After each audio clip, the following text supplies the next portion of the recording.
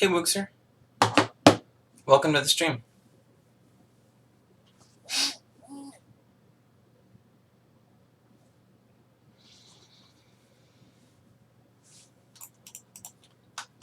Okay.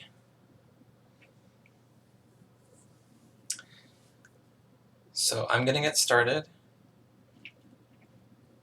So this week I'm gonna be working on a simple webgl sketch. I'm gonna start out by trying to do just some ocean rendering, and then hey Swan, and then see what I can do from there. Because I decided I wanted to do something kind of more self-contained and less of an unsolved problem than last week, which was I was trying to work on a macro polygon compute shader renderer, which I'm going to come back to eventually, but kind of wanted to do something more simple and kind of like artistically with more of a payoff. So I'm going to start by setting up just like an HTML file with a canvas in it.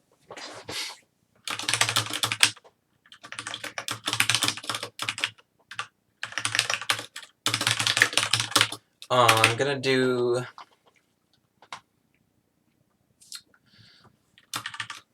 hey Sintel. I guess I'll just do 800 by 600 for now.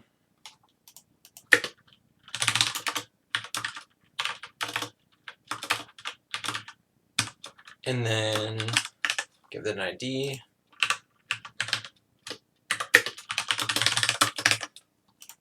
And then I'll put a script in here.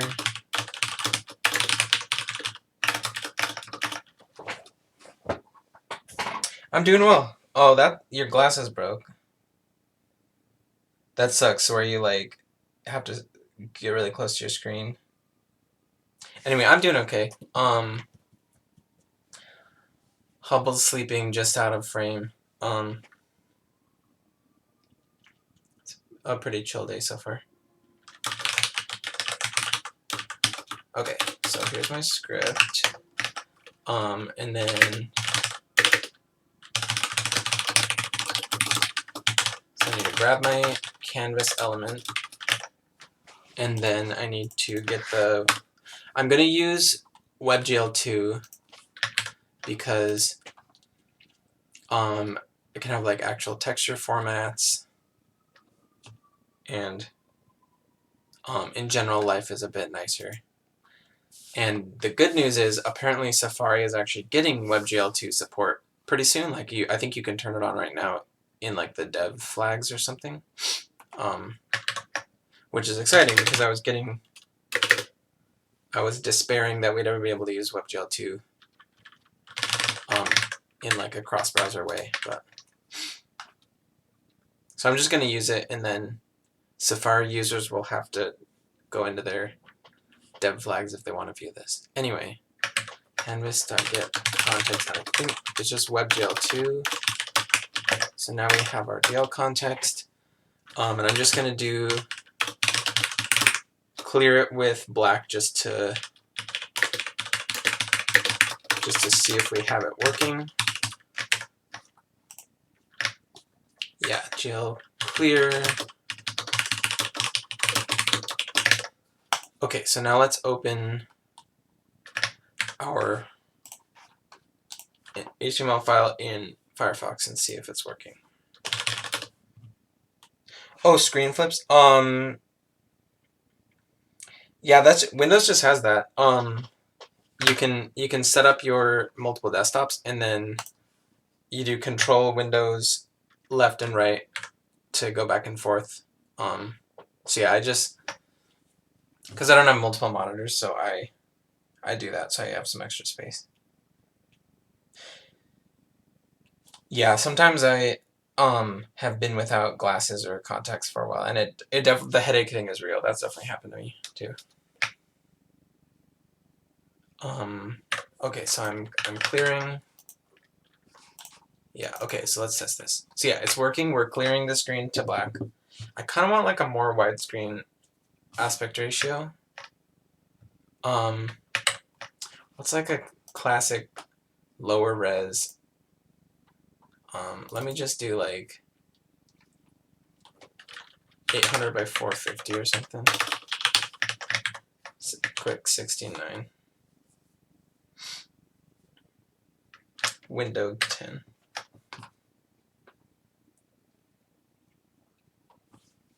Hey, I'm Leo. Welcome to the stream. I don't think I've seen you before. Okay, so now we're clearing the screen. So, my plan here is the first thing I'm going to do is I'm going to get a vertex buffer set up for rendering an ocean height field. And the way I'm going to do it, there's a pretty classic technique that I remember reading that Wind Waker used this. A lot of things use it, where basically you have so mainly what I've done so far is just different rendering experiments. So on the previous streams I've done things like a compute shader particle rendering experiment, which I can then pull that up and show.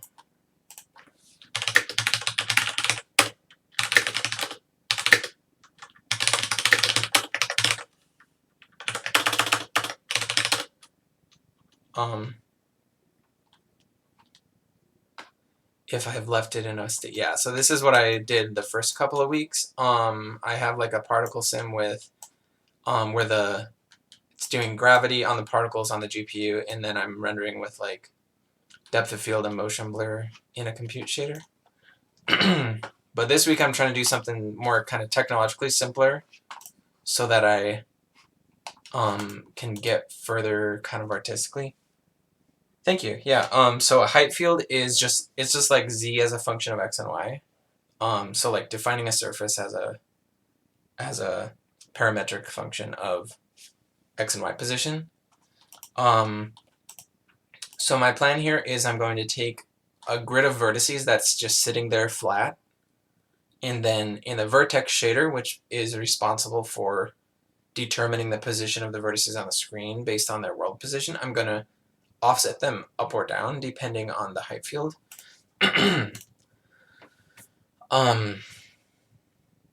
Well, I'm not really going to do like an actual fluid sim because to do an actual fluid sim, it would have to be stateful in some way. I'm just going to do like a kind of cheating like statistical model, like sum of sine waves, like a Fourier series sum thing, which is like a pretty common ocean rendering technique. And I might, like, eventually I might get more fancy with it, like, because I want to do terrain as a height field as well, so, like, if they're both height fields, it should be possible to kind of make them interact, and so the ocean can, like, have, like, a wake around the terrain height field, and then things splashing in it, things like that. Okay, so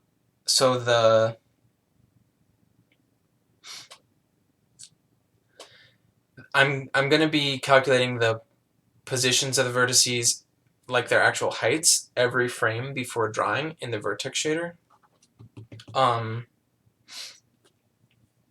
So that because it's like a perfectly parallel computation that I can do all on the GPU.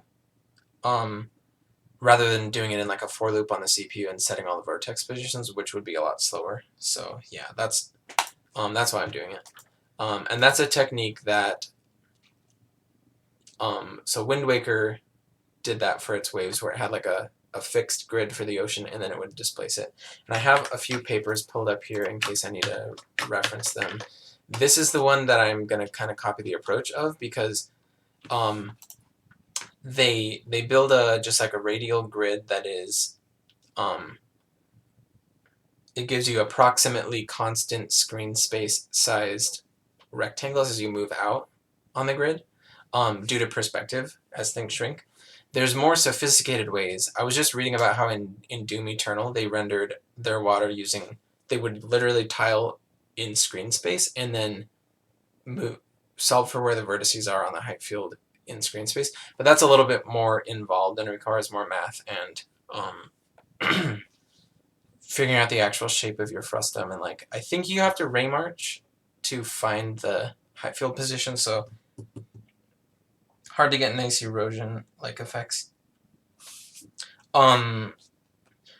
Erosion, to do good erosion, you kind of need to be stateful, right? I'm not sure if you're talking about stateful height fields or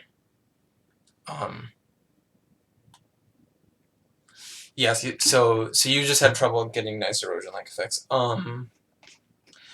Yeah, I haven't actually played with it before, so if I don't like how it turns out, I can switch to something different. But I'm gonna start with that for now. So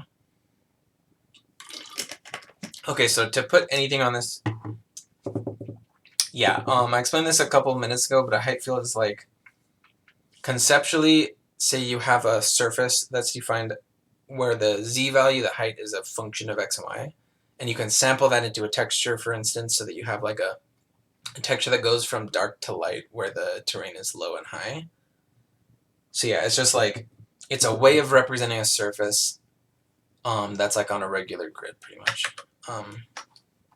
Okay, so the first thing I need to do to get anything on the screen is compile some shaders and draw a triangle. So I'm gonna just do the most basic version of that. Adding 2D content. I'm just gonna see if I can copy paste this shader example.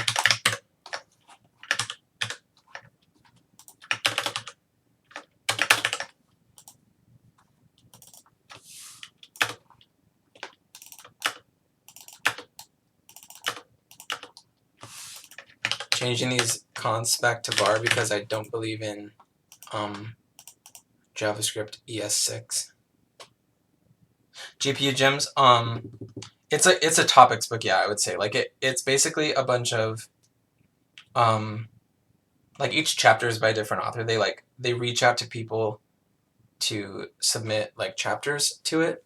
So each one is like a different kind of sort of a paper, you know, like a kind of an outline of a technique.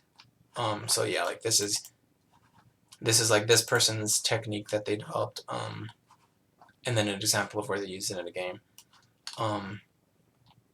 So yeah, it's not really an intro book at all. It's just kind of a bag of different cool techniques.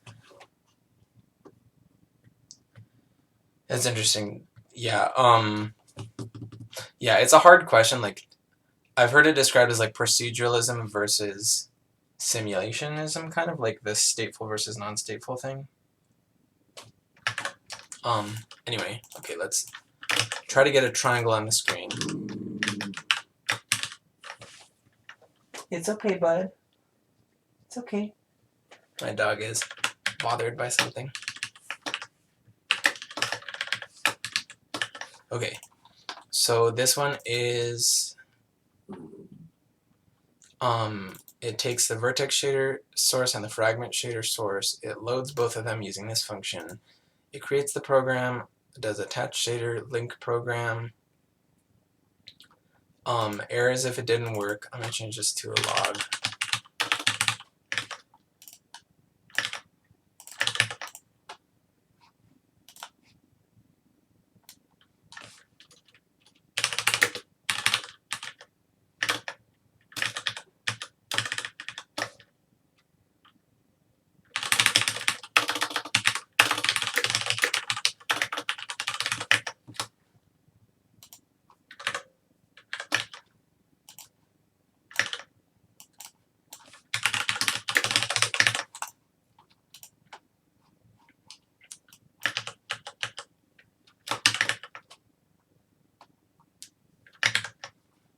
Yeah, there's some pretty cool ones, and like they're all pretty simple.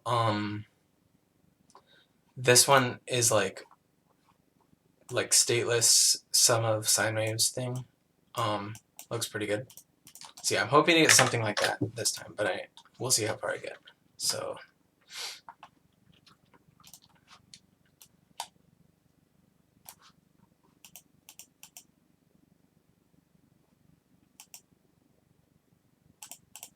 Okay, so those should work. Let's see if I have any like syntax errors. Tessendorf. Yeah, I have Tessendorf open in a tab. I'm not gonna do the more complicated Tessendorf for now. I'm just gonna do the Gerstner waves, which is the like simpler sum of sine waves thing, and I'll figure out Tessendorf later if I feel like it. But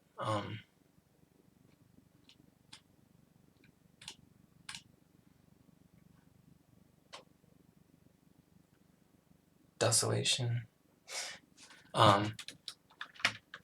Okay, yeah. So this is the Gerstner. What? Sorry. Yeah, it's up here. Yeah, Gerstner waves, and then I have. I guess they're also called trochoidal waves.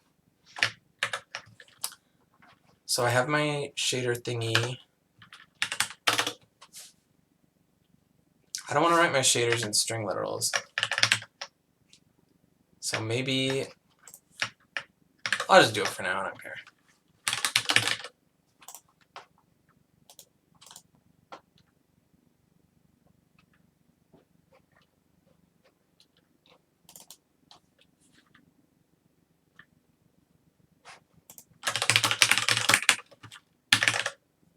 Okay, so we pass the GL context, and then we have our fragment. How do they do it? Oh yeah, the backtick quotes.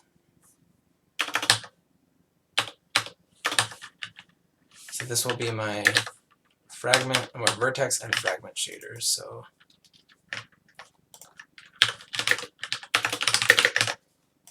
here's my program. I'm gonna just do a very basic one that sets the color to white like here for the fragment. And then for the vertex shader, I don't even want to use uniforms for now. I'm just going to do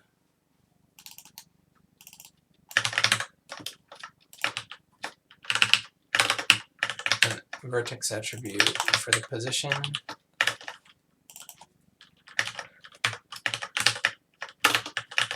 And I'm not going to multiply it by anything. I'm just going to do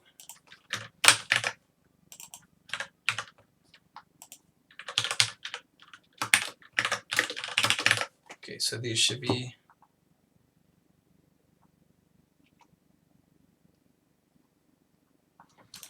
oh yeah, the classical differential geometry stuff. Okay, so let's make sure that this runs still. No errors. I'm going to silence this error by adding a... How do I do character encoding? Meta charset thing.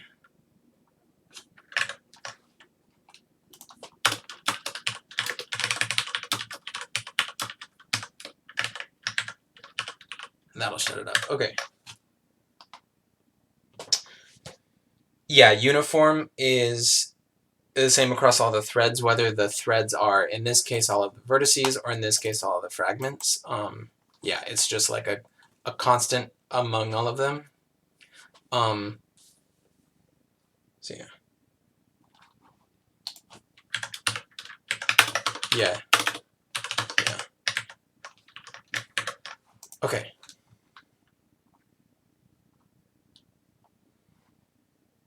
If I can get away with everything being lowercase, I will. Okay, so here's my position, here's my color. I have my program. I call use program so that I can draw with it. So now I need to create the vertex buffer to draw a triangle with. So I think they do that later here. So I want to create buffer and bind buffer.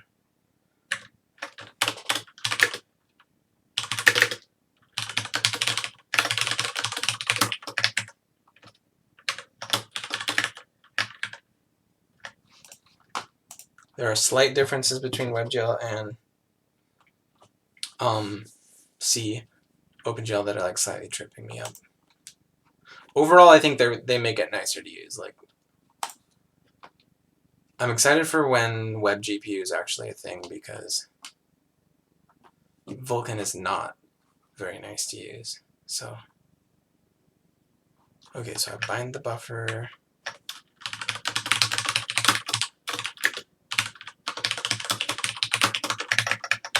And then, well, I kind of want to like know what I'm typing in though. I don't want to just copy paste. The shader stuff's boilerplate that I've written too many times to want to do that, but okay, I'm going to draw a triangle. So my vertices are going to be a float 32 array,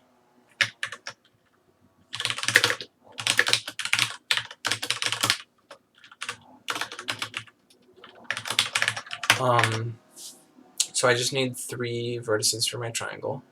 And since I'm not transforming them at all, then they're going to be in normalized device coordinates, which means the x and y range from -1 to 1. And it doesn't really matter what the z is because I'm not doing any perspective stuff or depth stuff. So my 3 vertices each have 3 components. So I'm going to do like, I'll do a counterclockwise triangle like this. So, and y up is positive and y to the right is positive. So we have -0.5, -0.5, 0 for the first one, and then we have +0.5 for the x, and then we have 0x and +0.5 for the y. So that should be a...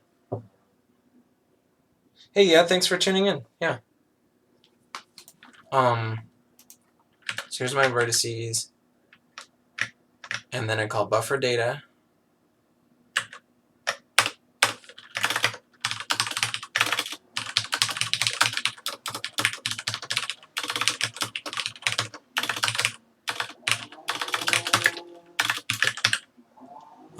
Put in my vertex buffer, and then give it... So this is like a hint to OpenGL for how this memory is going to be used. And nothing will go wrong if you use the wrong one, but it uses like a hint for performance. Like, there's static, dynamic, and stream, depending on if it's something you're modifying or something that is short-lived and you're throwing it away. Okay. So I need to set up a vertex format for my triangles. So I have my buffer bound, so I need to do vertex attrib pointer.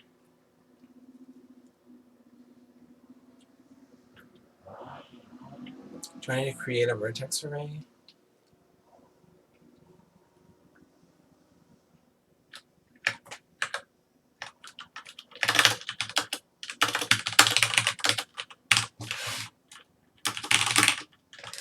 So I only have one attribute here, and it's going to be... Let me just look at this function. So it takes the index, which is just going to be 0 because it's the first one. Takes the size, which is 3 because we have 3 components. We have the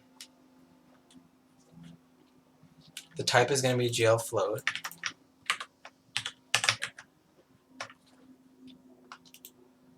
So yeah, here's another thing that you don't get in WebGL 1, you do in WebGL 2, is half floats. These are not normalized, but that doesn't have any effect anyway, so it'll just be... Do I need to pass a gl.false?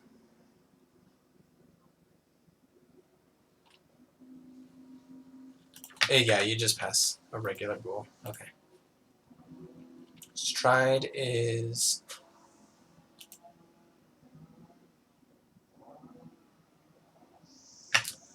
Yeah, I think 0 works because we're not putting multiple attributes together here. And then offset is 0 because yeah, we're just using the beginning. So vertex attrib pointer, and then we'll enable vertex attrib array.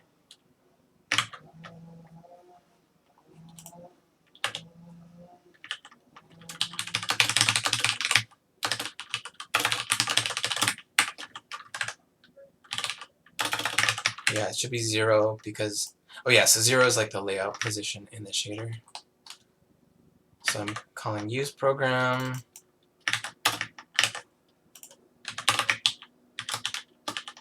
And then, yeah, we can just call draw arrays.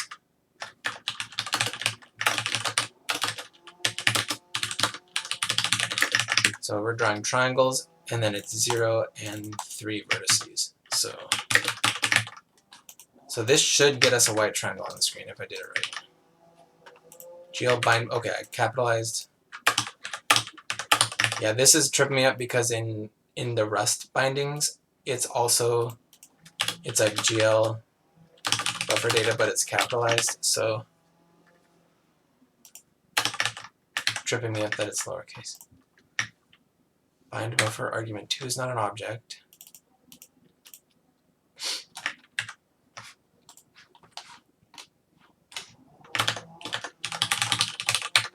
Oh yeah, I got the order of these flipped. Yeah, there we go. Okay, here's a triangle, and it looks like they have enabled MSAA for us, multi-sampling, anti-aliasing. So we have our nice, let me pull up my magnifier. We have our nice 4 times multi-sampling. So we have 4 different gray values on our edges rather than just a black and white edge.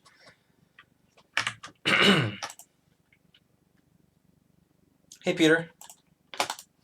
So yeah, we're at white triangle on a black background stage.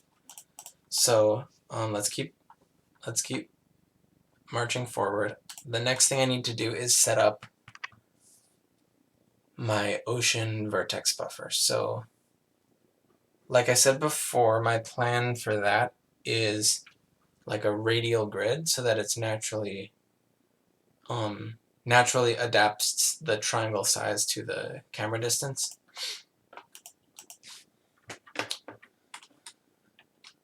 So I need to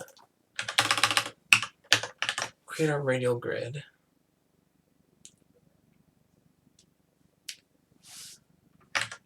So let me peek at this grid to see how they do this.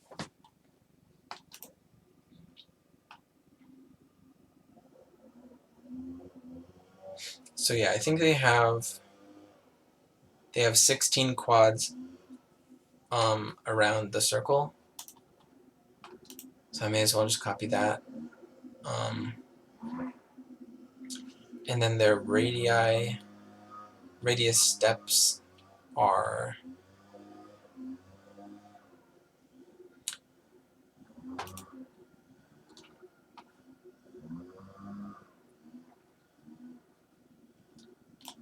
I guess they have, it's like quartic increase in size. I wonder if that's principled at all in terms of like, I guess it's hard to be principled about this because I'm not actually tessellating in screen space, so depending on the camera angle, the actual screen space fall off of the size is different. But yeah, I may as well just do like a geometric increase in radius size. That might be too fast.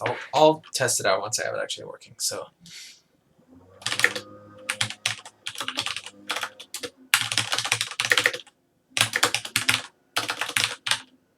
we'll make our new float 32 array. So if we have 16, let me just set up some constants. So let's call slices is our number of slices around the circle. And then let's say we go out for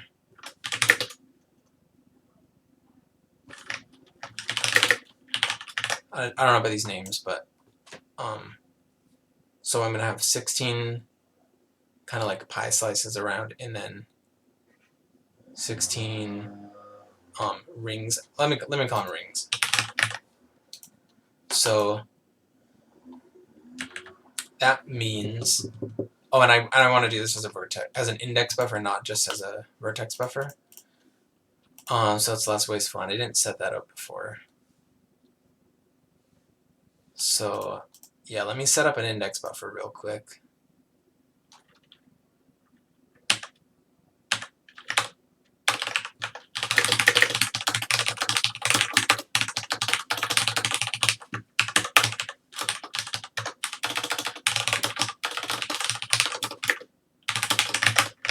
So buffer data.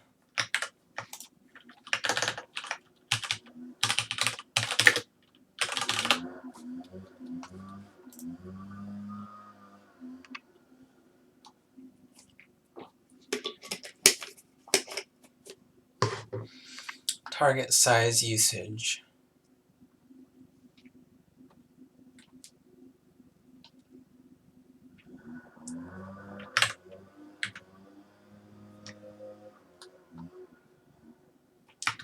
Oh yeah, I actually had this wrong, I think.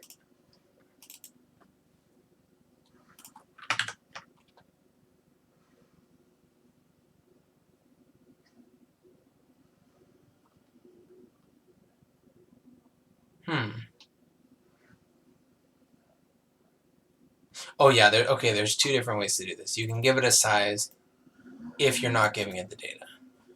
Otherwise, it just uses the actual array length and the size of the data in it. So yeah, new int 16 array, and I'm just gonna have 1, 2, 0, 1, 2 for now for my single triangle. I don't know if you guys can hear that, but there's some very loud yard work happening outside my apartment. So I hope it's not too disruptive. Anyway, buffer data takes index buffer, indices, and then usage. Let's just say gl static draw. Enable vertex active array. Let me just look at how to do this again.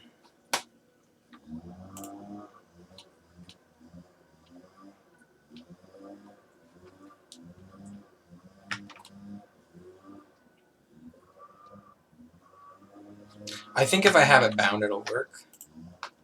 But it's got to be draw elements rather than draw arrays. Yeah, it's bound as the index buffer. Okay, this should work. Let me make sure I'm not. Okay, yeah. Okay, so I need the number. Let me look up draw elements. Okay, that's good. I'm glad. So draw elements, triangles, and then you need count, type, and offset. Oh yeah, and my count here is unsigned short. I mean my type. So, you okay, buddy? It's Hubble making sounds. Okay, count is 3, I think. It's either 3 or 1. I think it should be 1. I'll leave it 3 for now. And then the type, offset is 0. Okay. Index buffer not bound. Bad bind buffer target.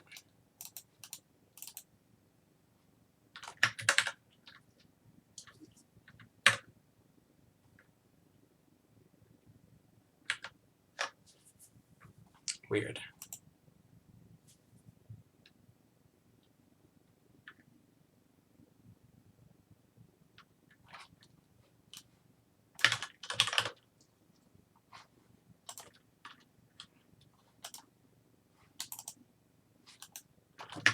Did I? Oh, did I?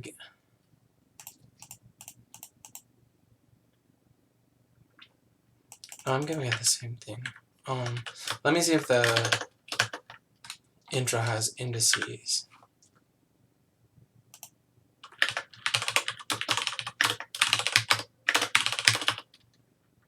Oh, it's element array buffer, not index buffer. That makes sense. This should work now. Yeah, there we go. Okay, so we have index triangles now. So now, I'll be right back. I'm going to turn the thermostat down.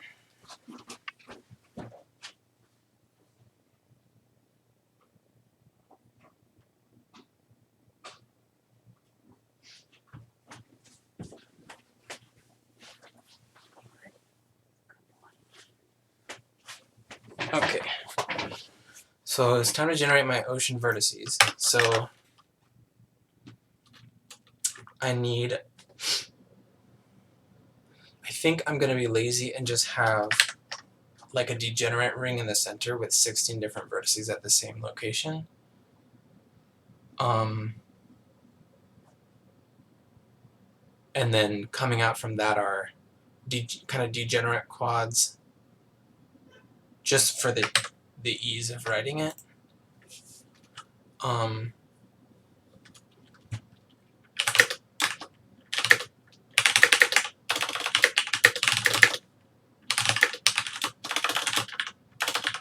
So yeah, it will work that way, and it'll render properly, even if it's like slightly wasteful, but it's not too bad. So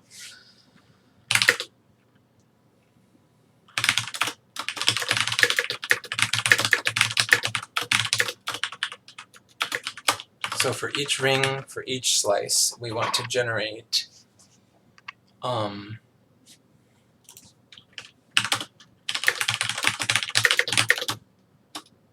int 16 array. We want to generate okay, so we actually need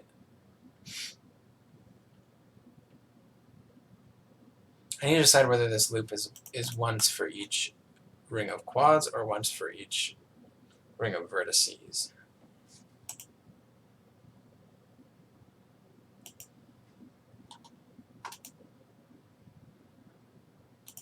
I'm gonna say I think I can just do them as separate loops. See, I'll do this first loop is to generate the vertices. So what I do is if I have 16 slices and 16 rings, each ring has 16 vertices in it. And then there's one more actual ring than there is ring of vertices than there are rings of quads. So this would actually work pretty well as a triangle strip, I think, but I'm just going to use indexed instead. Okay, and then the number of indices I need is going to be each ring has 16 quads in it, and each quad has 6 vertices, so it's slices times rings times 6. That should be good. So for each ring, I'm going to generate 16 vertices.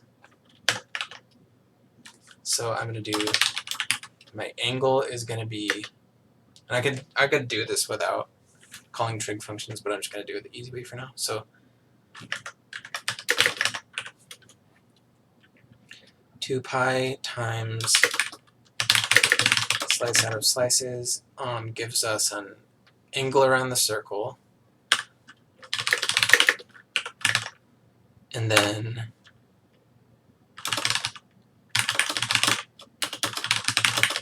we have our cosine and sine of that angle. And then, so that's the x and y.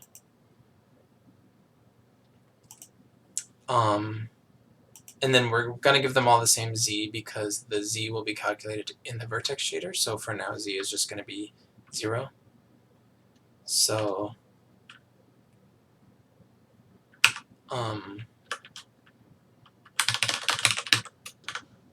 so the index for the x value is going to be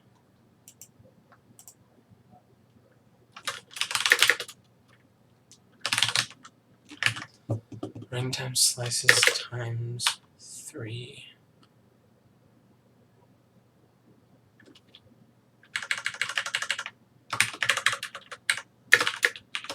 So plus slice. That should be, so for the first ring it's 0, and then it goes 0, 3. Yeah, here we go.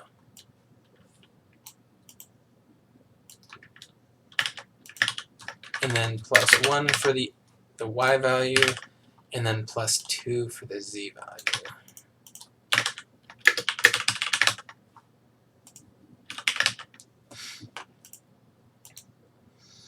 I like to use 0 for ints and 2.0 for doubles, even though it doesn't make a single difference in JavaScript. Okay. So x is cosine times radius, and we need to figure out the radius for each slice, for each ring. So the radius starts out at 0, so we can just do ring for now. And this will give us each ring is 1, which isn't what we want because we want them to be of increasing step size as we move out, but let's just do this for now. So radius times cosine, radius times sine. That's all of our vertices. Now let's write another for loop for our indices.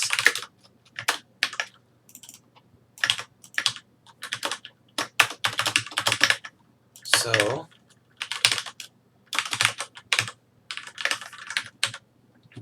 let's compute our index. So like before, we have ring times slices, but instead we have one less ring because we're doing the quads instead of the vertices.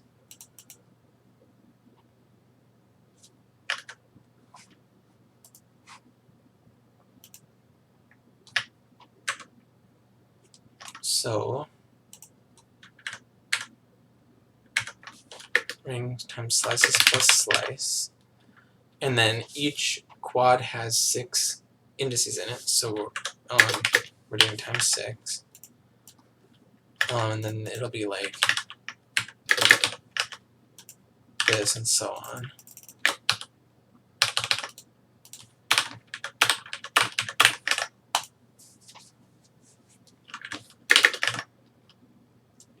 And now we need to calculate the actual vertex index here. So that's going to be, start with this.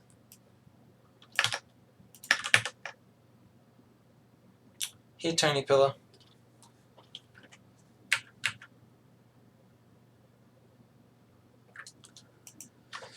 Okay, so we're going to do 2 counterclockwise triangles. So the first index is going to be the corresponding vertex if we order the vertices the same way we're ordering the quads. And then the next one in the ring, so we need to do a modulo here for the next one because it loops around. So the second index, we're repeating these, so I'm gonna compute them beforehand.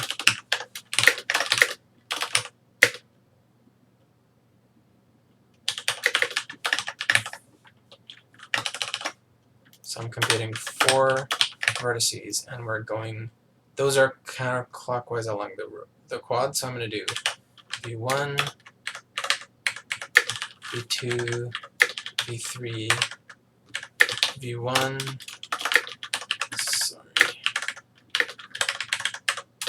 v3, and then v4. So that gives us for the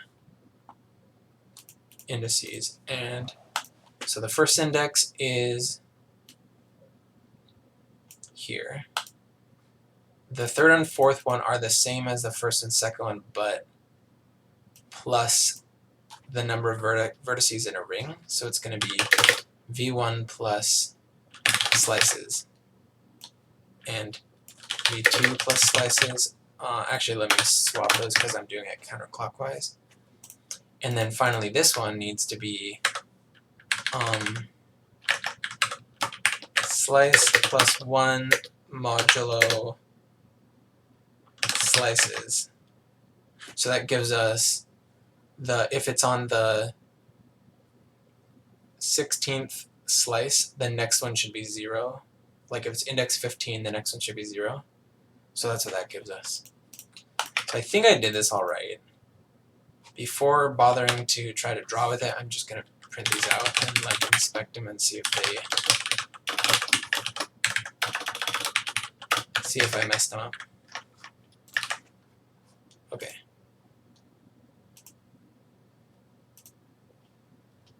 Well, oh yeah, this makes sense. So my first 15 are all 0 because I have a degenerate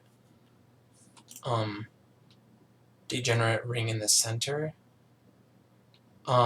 This doesn't make sense that they're continuing to be 0 further out. So I'm messing something up. Oh, 3 plus 2. There we go. Yeah, I was overriding my y with my z.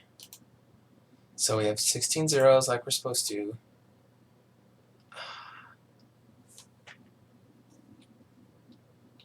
We have more zeros than we're supposed to. But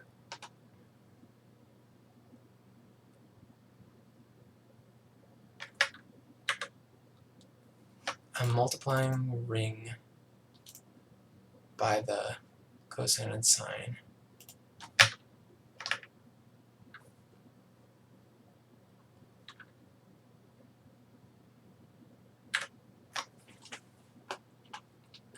Let's look at the last ones and see what's up.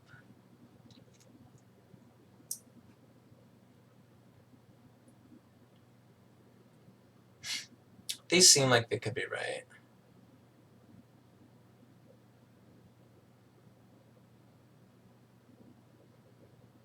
But they should be bigger in numbers than that. Because like the ring radius should be getting up to like 16.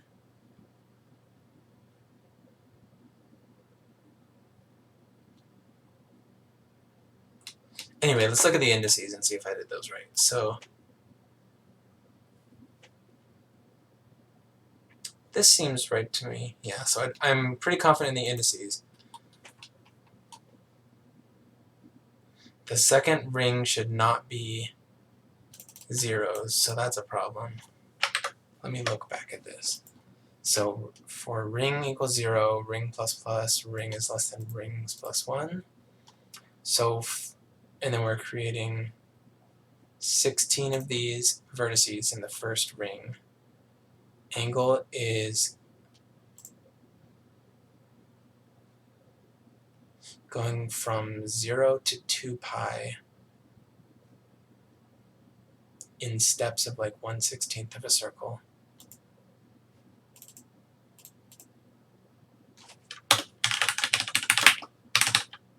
Let me just spam console with this to see what's happening. So ring is 1, 2, 3, and so on. And angle is going from 0 to 2 pi, so that makes sense.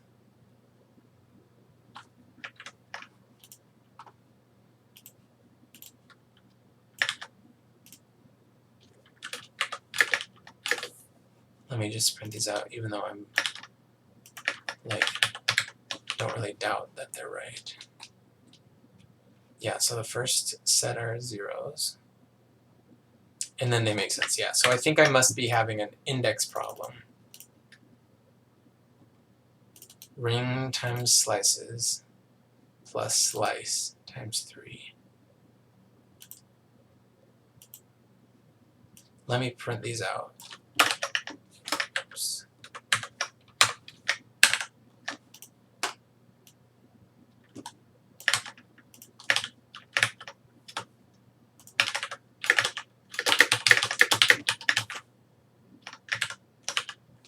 Okay, so I'm printing out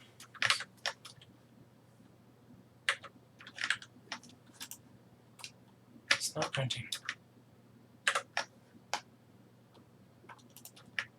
Oh, there we go. 0, 1, 2, 3, 4, 5, 6, 7, 8. Looks fine to me.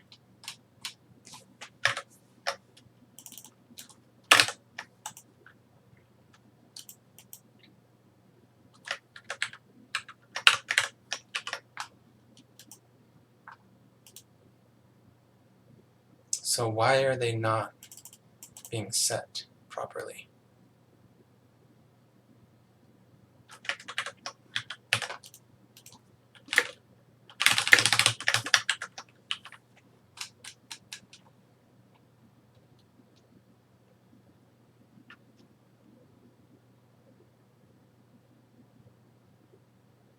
Oh yeah, I'm just being dumb. The first 0 through 16 is not the first entire ring. It's 0 through 48 is the first ring. Yeah. So I have it right. It's working properly. I did actually write it right on the first try. So we should see at 48 is when it starts being, which it does. So yeah, we're good. Okay. So let me try drawing these. And they're ranging from, there's z equals 0, and they are centered at 0, but they get, let me just shrink them down so it's like ring divided by rings. So that should let us see the whole thing in the NDC, in the normalized device coordinate cube. So now let's just throw out these vertex and index buffers and use our ocean ones. And hopefully it just works. Okay, we see nothing. Oh man, I know there are RenderDoc like plugins for WebGL, but I haven't installed one or used one before, so yeah, we're not getting any errors.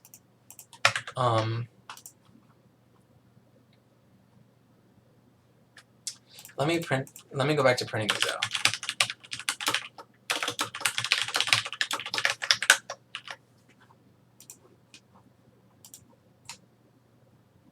So these should be in screen space. The one thing I can think of is if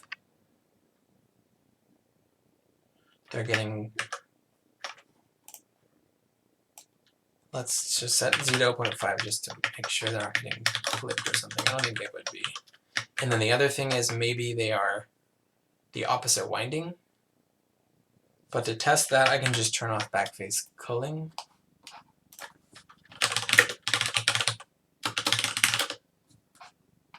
Cull face. GL.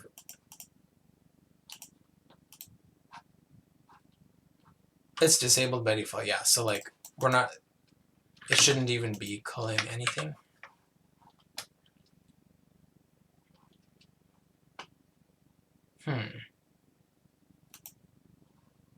Oh yeah, one more thing. I am only drawing the first triangle. So that would make sense. Instead, I need to be drawing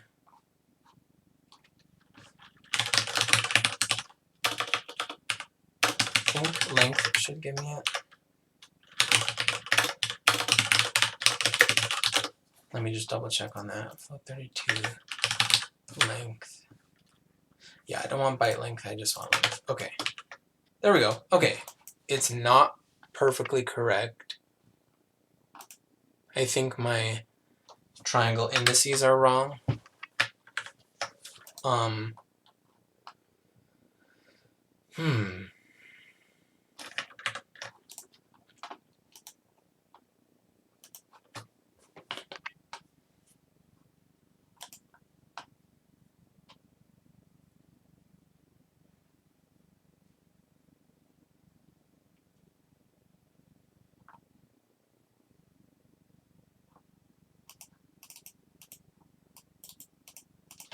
Let me try to see. Let me see if I can. I don't know how easy it is to draw this as a wireframe. Because I think I would need to switch to GL lines, which would require changing my how I set up the index buffer, which is what I'm having a problem with in the first place. So let me see if I can figure out what's going on here. So the indices are like, oh, you know what? Yeah, these indices are like 3 times too big because I'm indexing into the float array. I'm supposed to be indexing by vertex, where in this case, a vertex is 3 floats, so I need to be indexing 3 floats at a time. And there we go. And so now we're just missing the outer one. I suspect that might be because we simply have too many vertices for a 16-bit index. It seems unlikely. What is the length of our vertices? Yeah, that's like not really likely. Let me just look and see if... Yeah, there's no way that's the issue. Okay, so I'm just missing the last couple here somehow.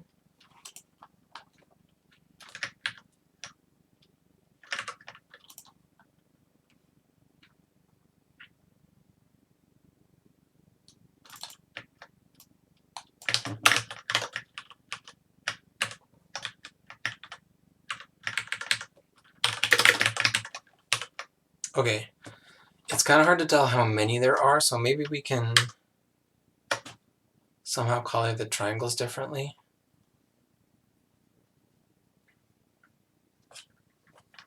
Well, why would the last 2 be missing?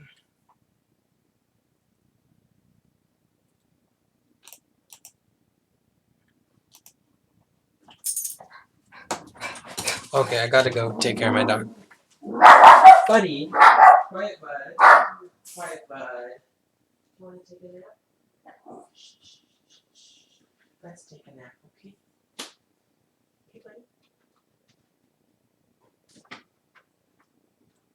Good boy. Good boy.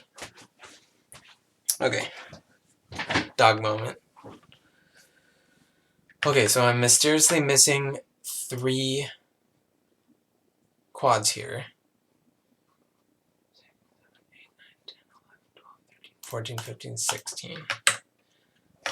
It's on the very last layer. But also it looks like they have a lot fewer. Maybe I'm giving it the wrong length. So, oh, it's supposed to be ocean indices though. That makes sense. There we go. That's not right either.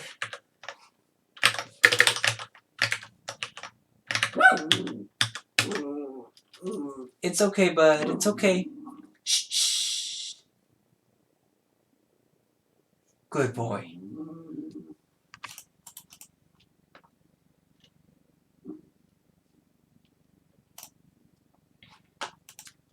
But yeah, I'm pretty sure I'm passing it the wrong length. So let me look up draw elements again.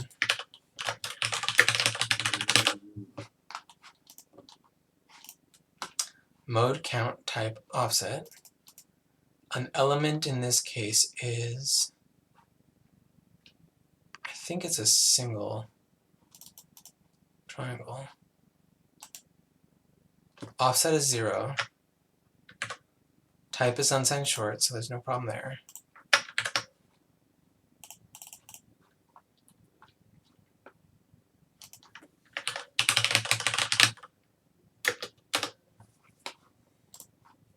Let's see what this says about count.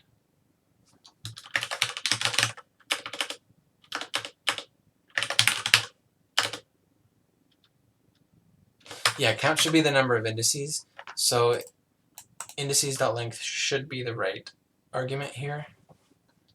Maybe I'm not uploading all of it for some reason. Buffer data, ocean indices, yeah, that can't be the problem.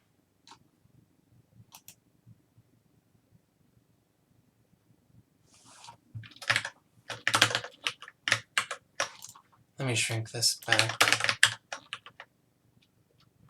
Something weirder is happening.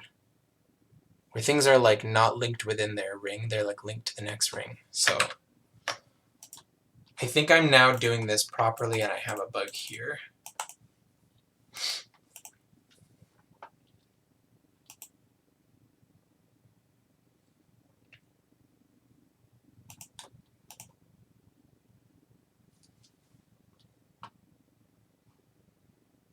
Okay, so my 4 indices are the 16 times the ring that I'm on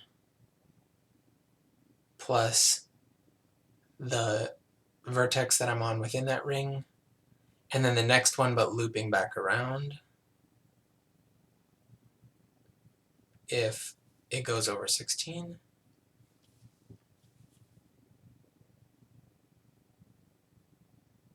Oh, maybe, yeah, why am I doing this? Oh no, that's correct, yeah. 6 is correct because I have 6 indices per quad.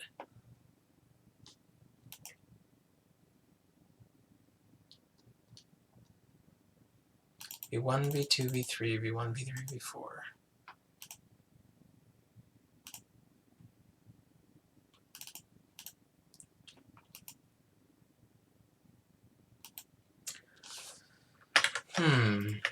Yeah, it would be nice to have RenderDoc here. 0, 1, 17. That doesn't seem...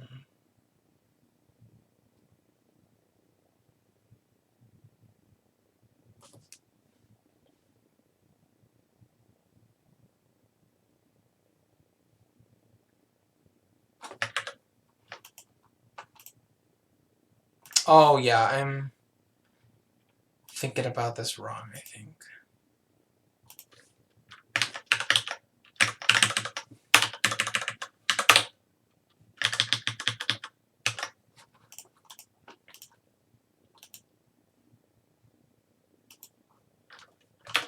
V1, V4, V2, V1, V4. That should be correct now. Nope. Okay, so vertex 1 is the one that I'm on. Vertex 4 is the next one in the ring. Vertex 2 is one ring out from the one that I'm on. And vertex 3 is one ring out from the next one.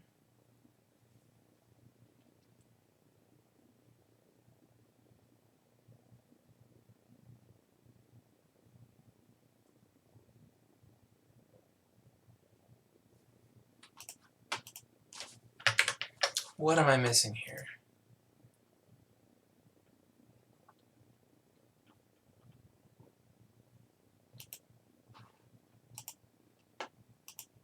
Okay, so 0, 16, 17, 0, 17, 1. That makes sense to me.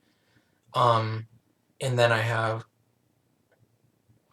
again, this first ring should end at, not 48, but 96.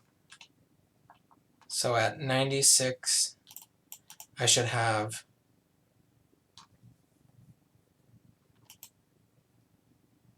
so the last triangle should be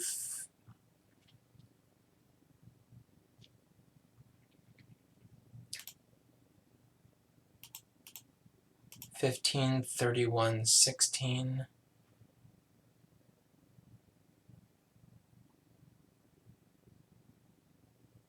Okay, something weird is happening here, yeah.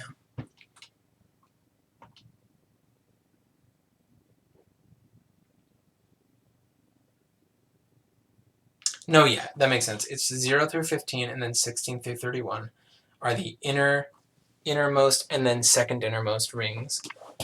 So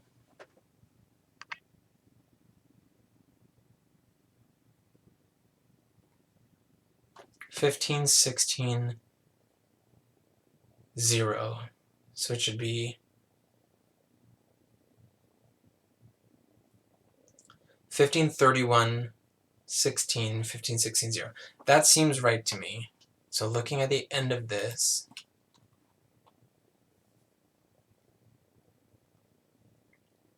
we have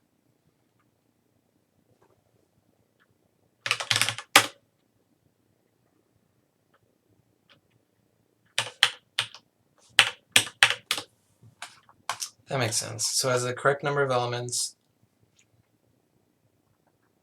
the last triangle is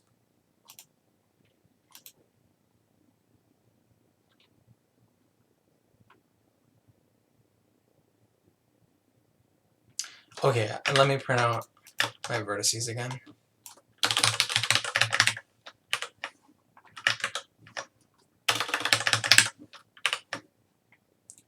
that has 272. So my indices should go up to 271, which they do. Pretty confident that these are correct.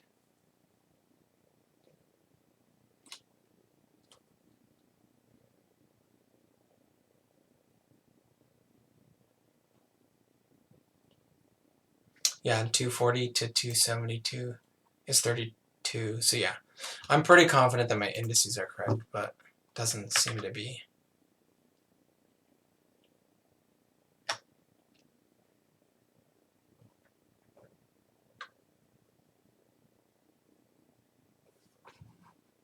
Let me just multiply this by 3 for no reason and see. Okay, yeah. So I know that it's correct because it's giving me the correct length for the buffer.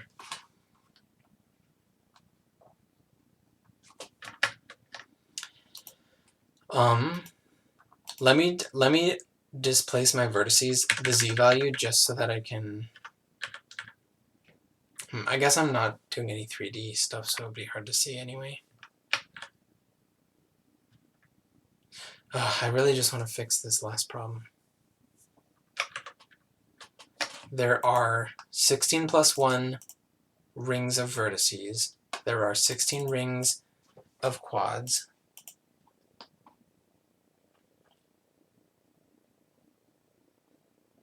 Each ring has 16 vertices, and each ring has 16 quads.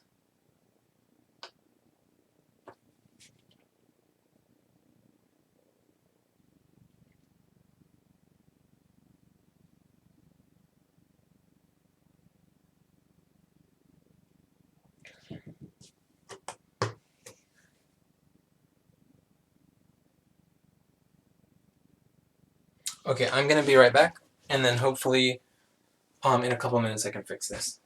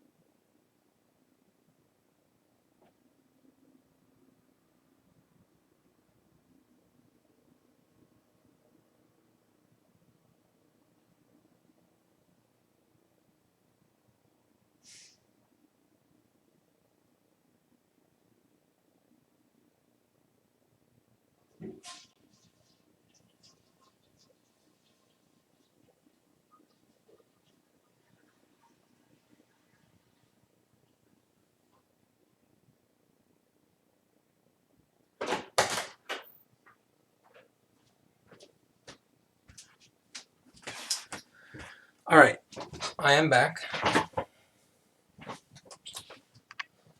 Let me try and think what could possibly be wrong here. Maybe I should try drawing it one ring at a time to see. Yeah, okay. I should have tried this before.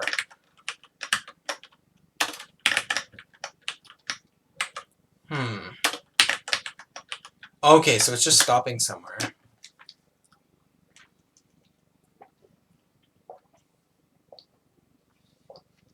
Which is weird. But that does confirm that I'm doing all of this right.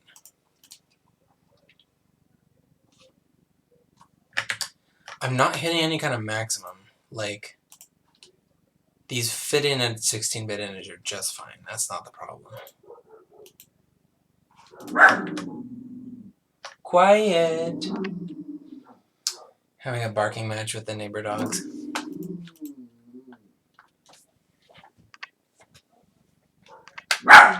Quiet. Quiet, bud.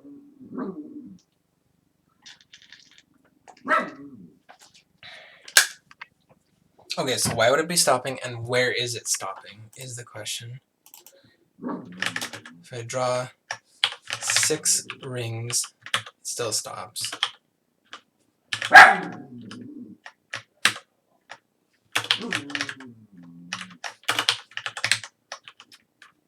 Oop. Okay, so it is drawing 4 rings correctly, and the 5th ring it stops drawing correctly.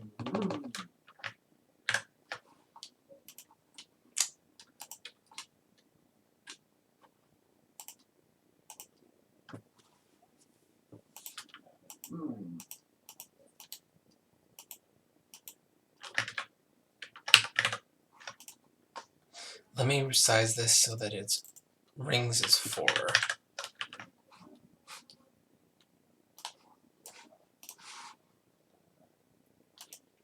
The last element's in here. And now let's do 5 and see what the last stuff in here is. See if that gives us any clues.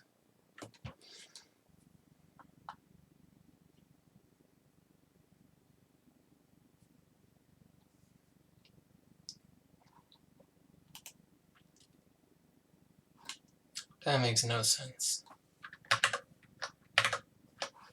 It's not like I'm giving this an incorrect length. Maybe we're missing the vertices for later, but I think it takes the size of the float array for the buffer data. So yeah, I don't think that can be it.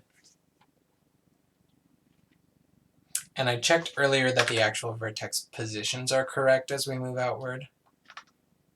Okay, yeah, so we can tell that it's drawn half of a quad here, but not the second half of it.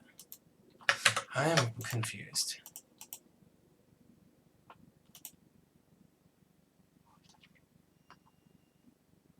On the 5th ring, partway through,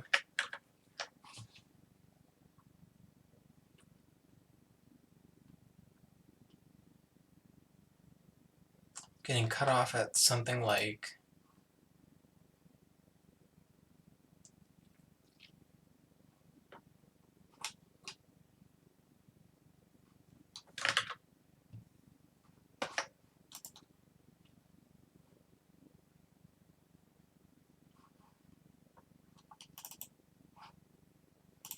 yeah, and this should also be taking its length from the index buffer, so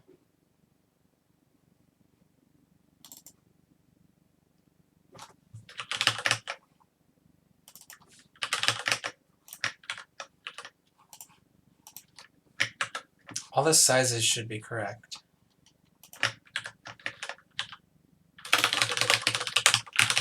Let me just double check on this function. Vertex attribute pointer, index, size. Size should be 3.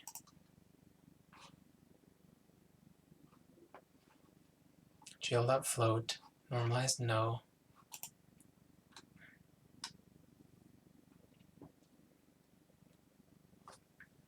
Stride is 0, that's fine. And offset is 0. I'm definitely not doing anything wrong with this.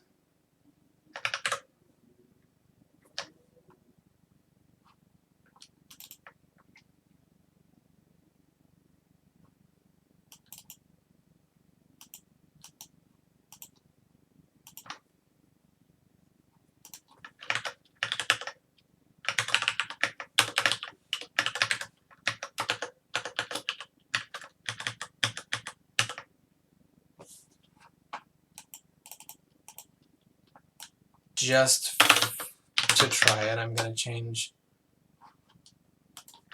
to an int32 array. There's no way that's the problem, but yeah, that does not fix it. Okay.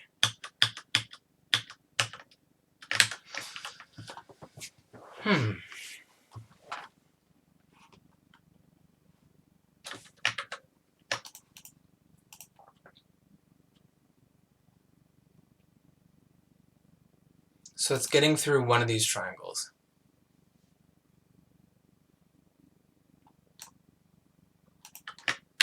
Oh my god, what is happening?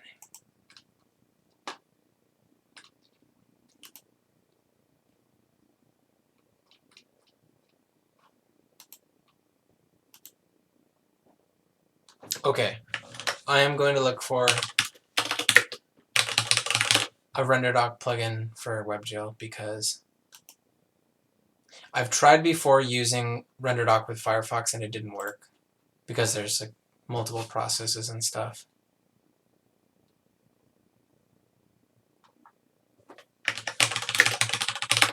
WebGL debugger.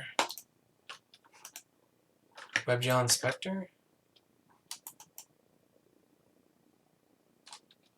Is this a browser plugin? There's a Chrome extension. Do I even have Chrome? I don't even have Chrome installed.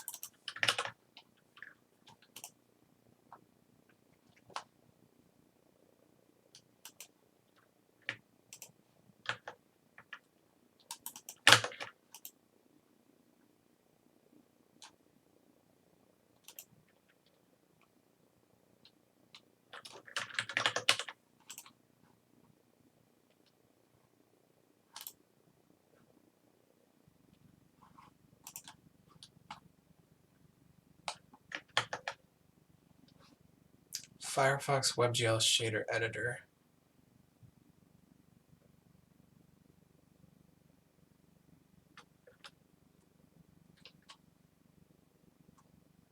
Is this built in?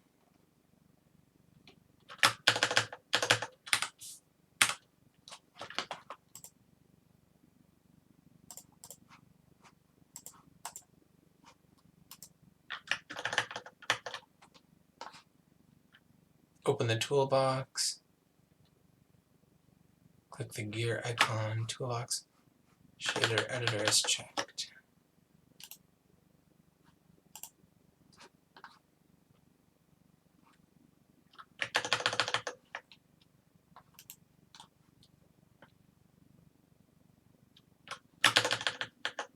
They might have gotten rid of this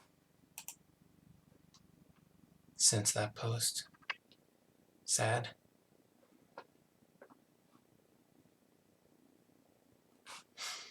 Okay, we're on our own, I guess. And like, from inspecting these, they look fine to me.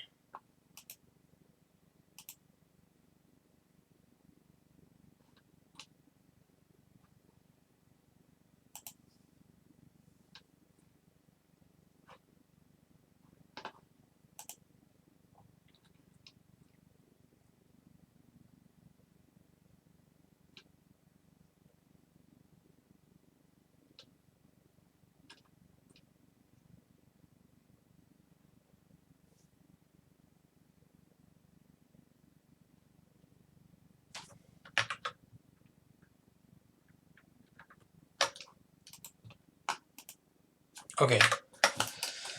I'm going to try to take a different perspective and see what could possibly be going wrong. Loading shaders, creating the context, clearing the screen, shader program, creating my vertices and indices, printing them out, uploading to the GPU, uploading indices to GPU, draw elements,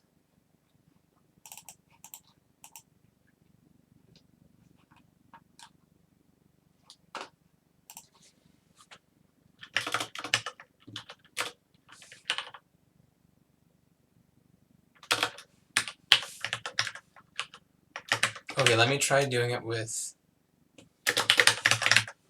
the index count here. Because this will let me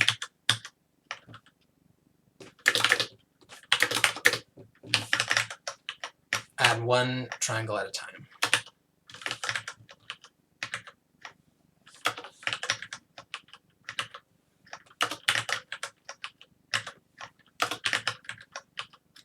Nine, 10. Okay, so it's the 10th one that's not working.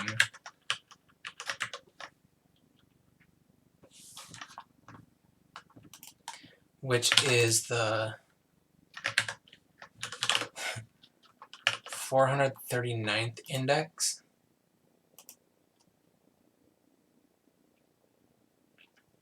There's nothing special about that.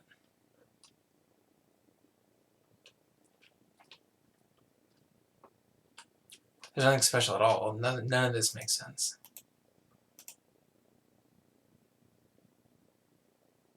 Okay.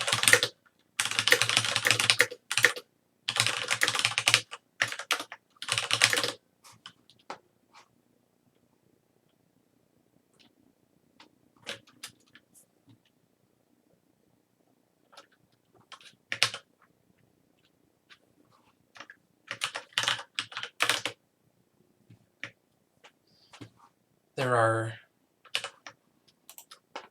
Maybe I'm not generating enough vertices.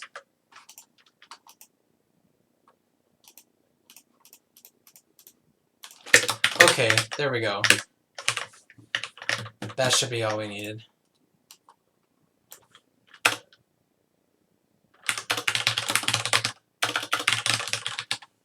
Dumb mistake. There it is.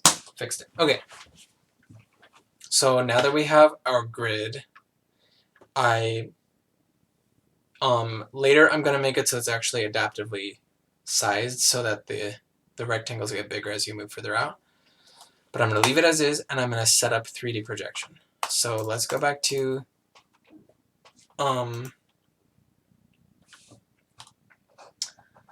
Hey Albatross. Okay, so wasted like a half hour on that stupid mistake where I was sizing my float array too small, and I guess it wasn't erroring when I go out of bounds. I guess it was just silently not writing to it. So I guess that's how that behaves in JavaScript. Anyway.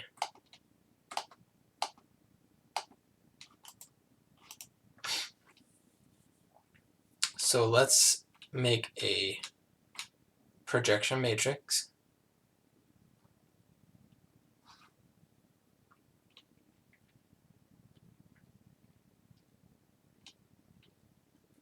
So I'm just going to go, what I always do is just copy paste or like copy down the GLU perspective. So let's generate a perspective matrix here. So yeah, let's get a uniform going. So uniform mat for our projection matrix. So after use program, we can set the uniform.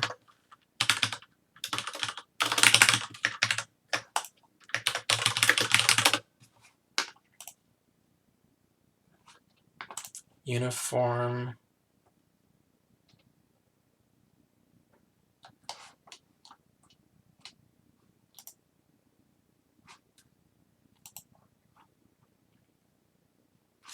let's see how they do it here.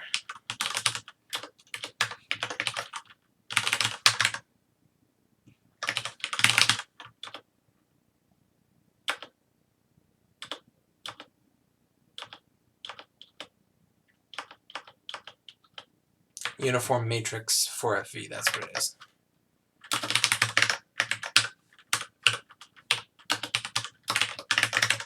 And you pass that a typed array, I think.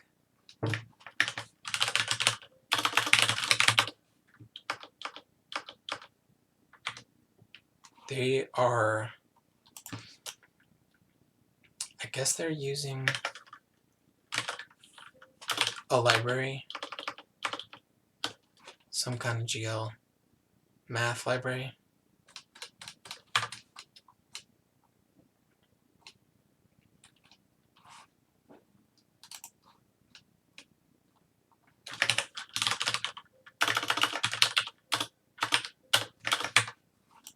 But I'm gonna ignore that and do it myself. So yeah, uniform matrix for FV.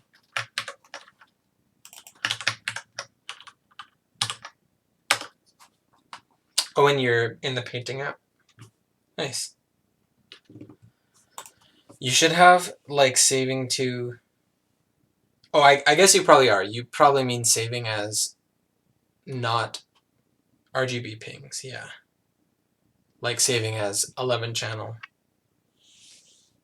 I guess you also have multiple layers now too, yeah. Anyway. If anyone doesn't know what I'm talking about, Cintel is doing a painting app with like spectral color mixing, and I'm gonna plug it on stream because it's very cool. So here are some pictures of it. There's like a fluid sim aspect and a spectral color mixing aspect. I don't know, it looks really, really good, I think.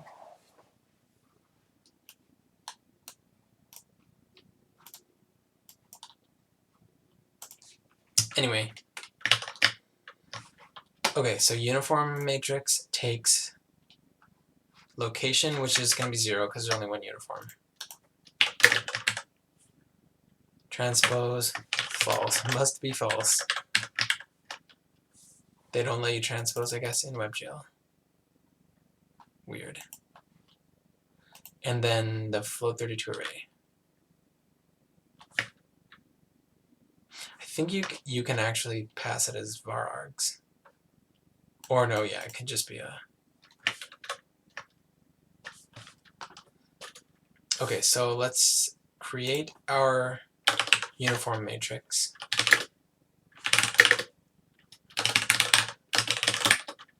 There are 16 entries in it. Wait, let's just write it like this. So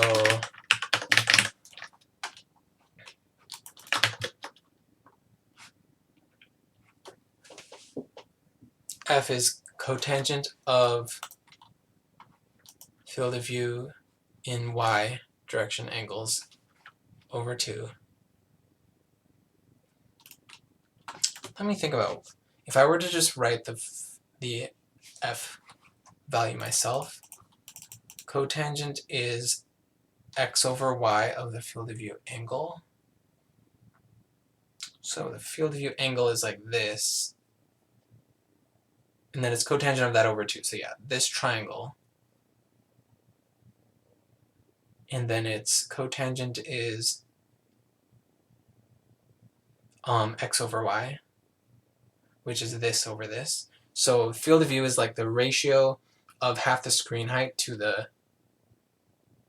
like distance from the focal point to the plane. I'm probably butchering these terms, but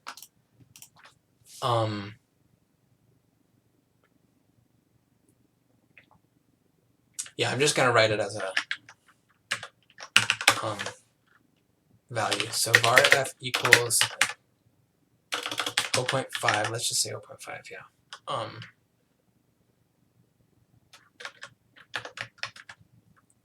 F over aspect. Let's say aspect is, well, my dimensions are 800, 450, which is 16 over 9. Aspect z near and z far. Let's say z near is 1000.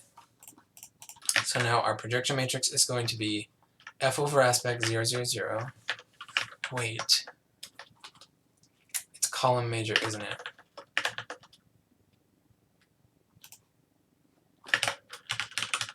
Yeah. So actually I gotta give it in. I do not agree with that decision on OpenGL's part, but whatever. So it's f over aspect 0, 0, 0.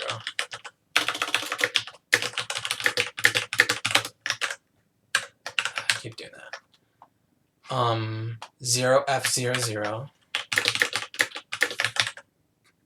0, 0, and then did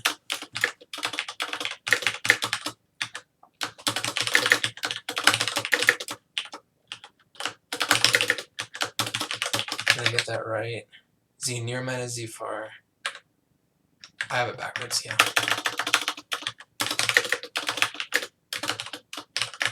Because it's negative. And then the bottom one is -1. And then the last column is 0, 0.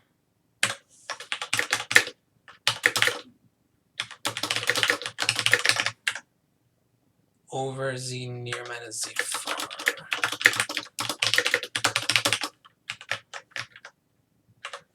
Finally, the last value is 0. Yeah.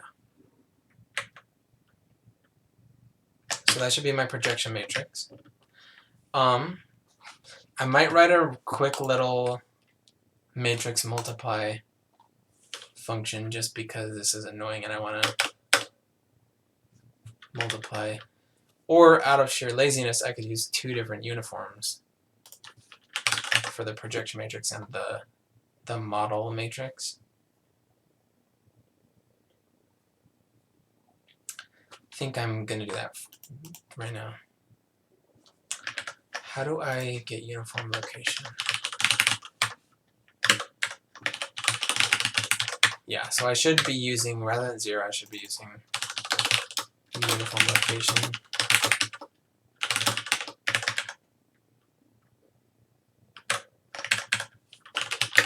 From Prague. And then for my model matrix, model view, let me just call it view anyway.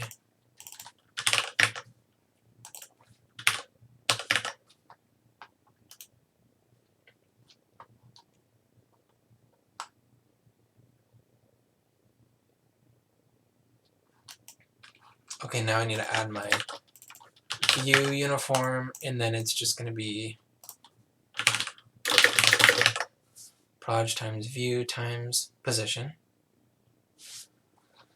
For now, I'm just going to make view be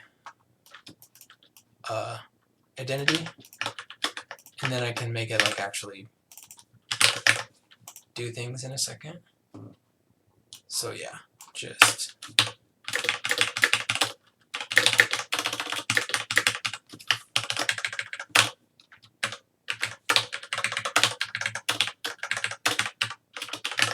here's my identity. So this should be working now. Let's see if it runs. Type array constructor without new. Yeah, I get it.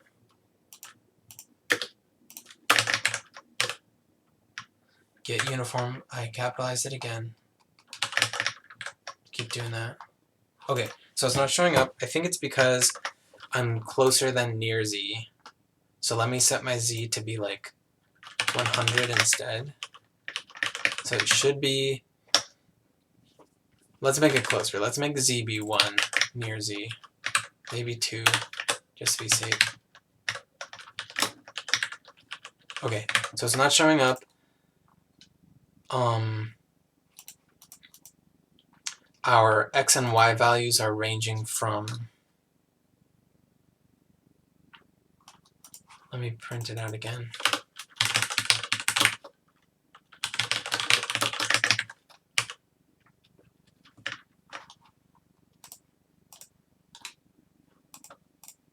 So I'm not sure if it's just too small to see or if it's not making it on the screen. So let me look back at here. So GLU perspective.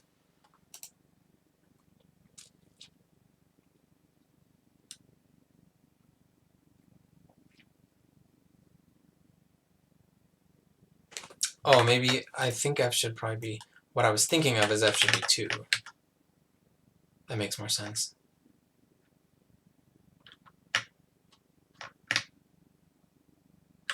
So z near is 1.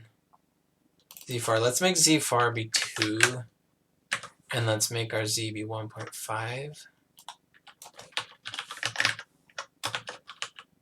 Okay. It's hard to tell what these are getting transformed into. Let's turn this off just for a sec. Okay, so yeah. Even without the multiply, we broke it. Okay, so it's not broken anymore. Let's multiply by view and see if that's working. Yeah, because view is identity. So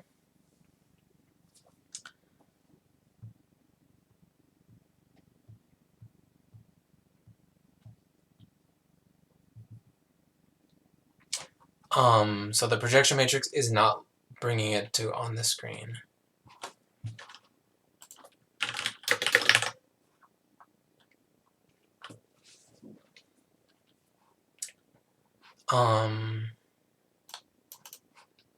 let's make z near be 0.1 and z far be 2.0.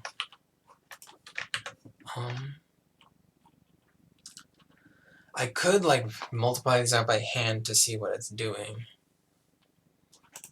Let me just think about it. So f over aspect is going to be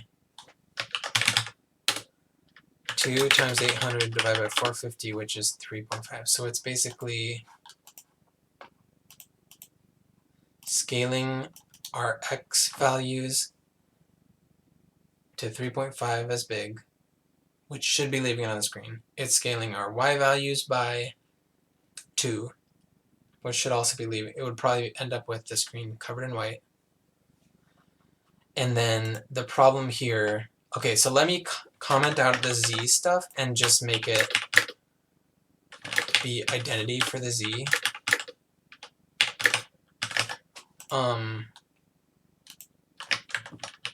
Yeah, so now it's scaling the x and y properly. So it's the z-plane aspect of the matrix that's messing up. Let me double check that I even copied it correctly. So z far plus z near over z near minus z far, and then -1. Let me see what happens if I put -1 here.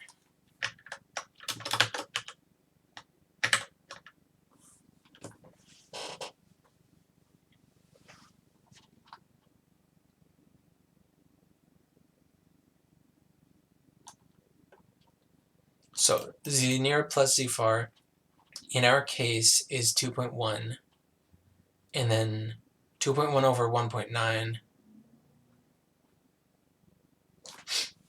So let's put that in this piece. So this will basically, it's not like a sensical matrix, but what it's not doing is resulting in any W divide, any perspective divide. Okay, that makes it not make it onto the screen anymore.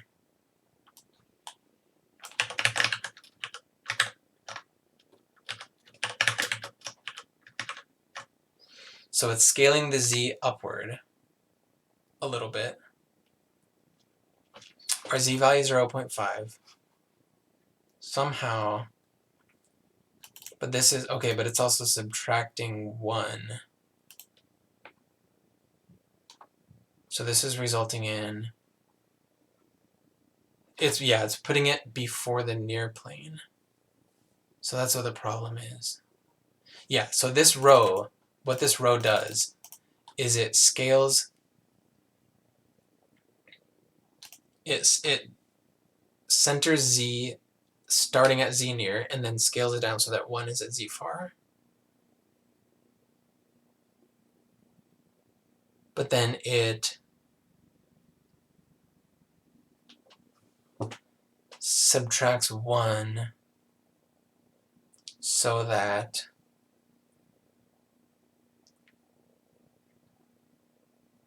because OpenGL z range is -1 to 1. That makes sense. I think you would just have this as 0 in the case of NDC from 0 to 1. But in the OpenGL case, it's -1 to 1. So that's why you have this.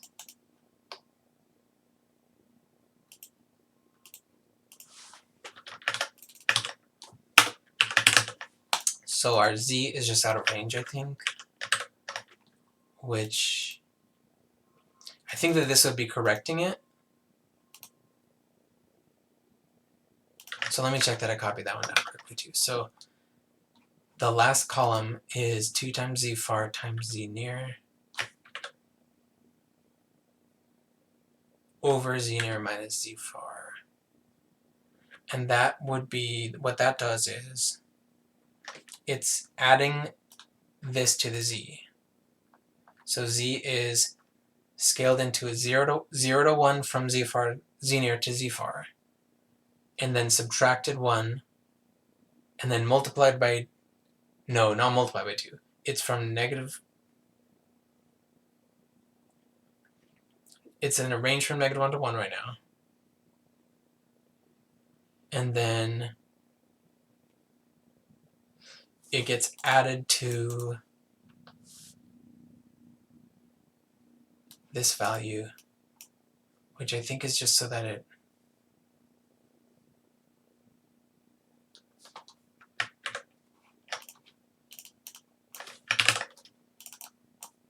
hard to do this all in my head. But let me move out the z value further. I don't think it was working earlier when I tried that. Z far, let's set the z far to 1000.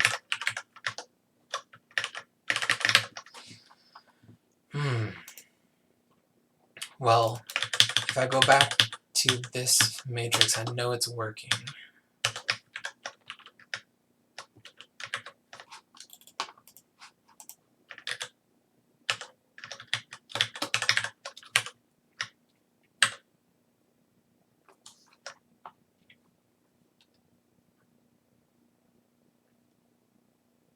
Oh, that makes it negative, yeah. Because of the z near minus z far.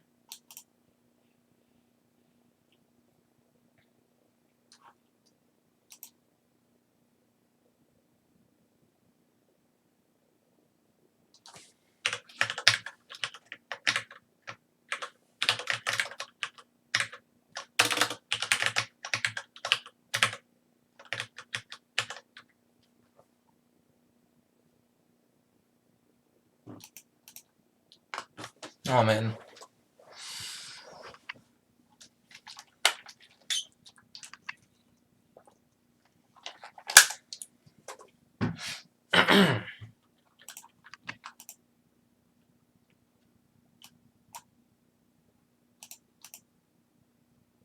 So yeah, z near minus z far is negative 1.9. So this is 2.1 over negative 1.9, which in this case is 0.2. No, that's 2.1 over 1.9. It's negative 1.1. So yeah, that's exactly what it is actually.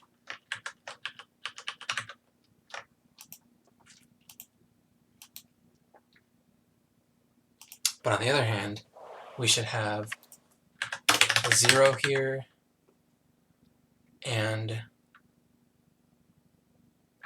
2 times z near plus z far is 2 times 2.1 divided by 1.9, so negative 2.2.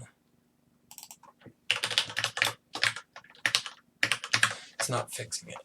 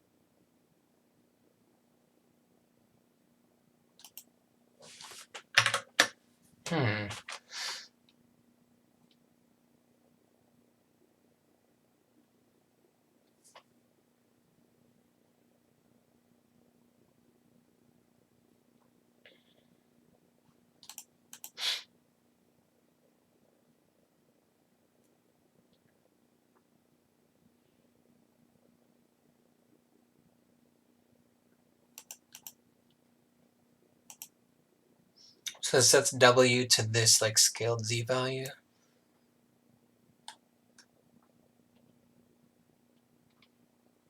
So that's what it gets divided by. And then it's setting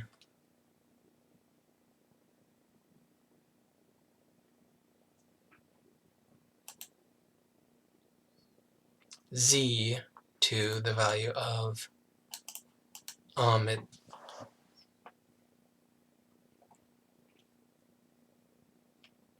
divides z by the total range of z and then multiplies it by z near plus z far and then subtracts 1.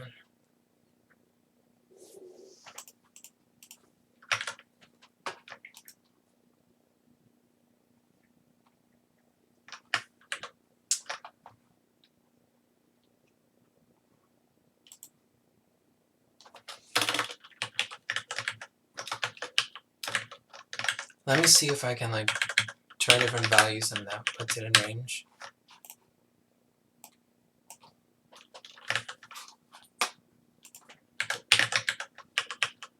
Okay, so negative 10 put it in range. Does positive 10 put it in range? So somehow it's expecting my z's to be negative.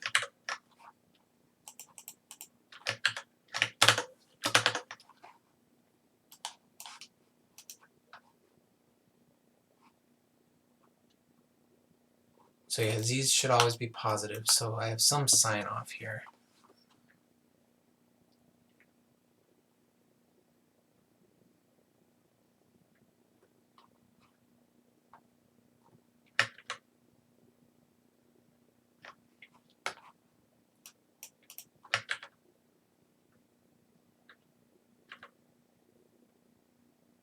Oh, when I was trying to think about this, I was thinking of this as rho major, so that's why it was confusing me so badly.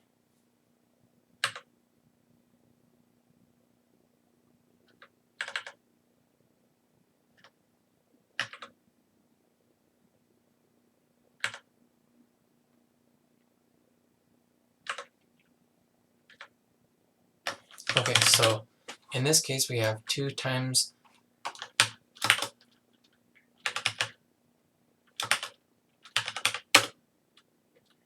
divided by z near minus z far, which is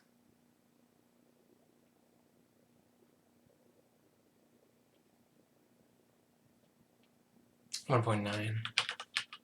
Well, negative 1.9, so it's negative 0.2. Yeah, so what we should have here is negative 0.2.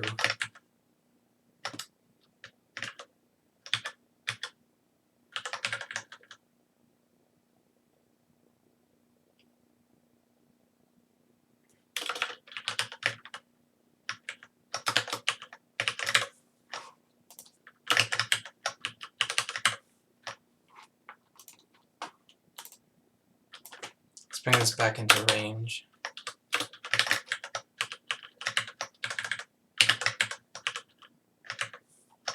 Yeah, so I think I still have the sign off here.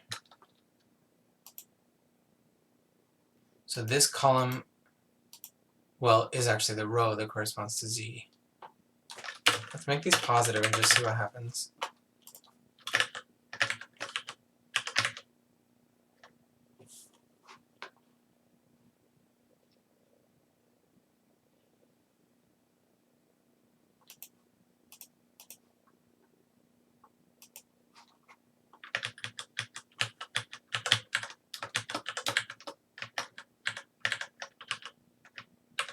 So right now it's saying that my z is not getting clipped. It's at negative 1, z near is 0.1, z far is 2.0.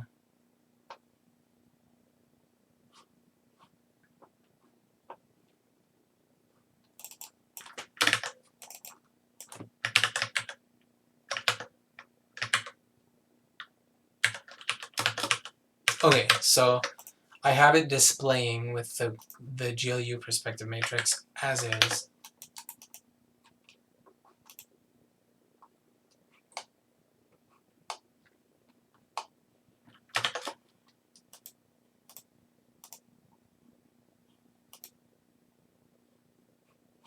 And it's somehow working when z is negative 1. So yeah, I think my z range is just flipped.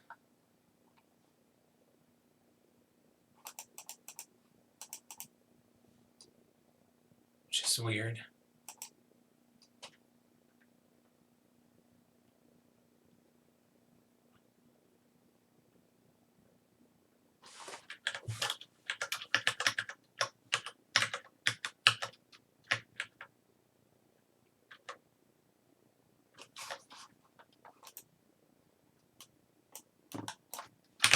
Let me see if at least that makes sense. If I put it at the max depth,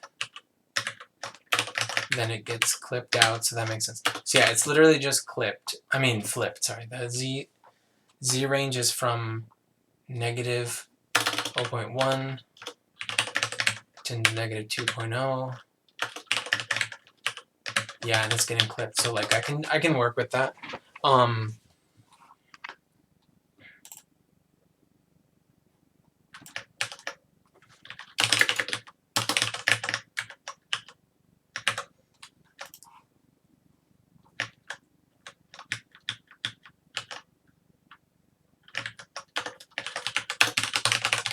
Let me look up some example of using this.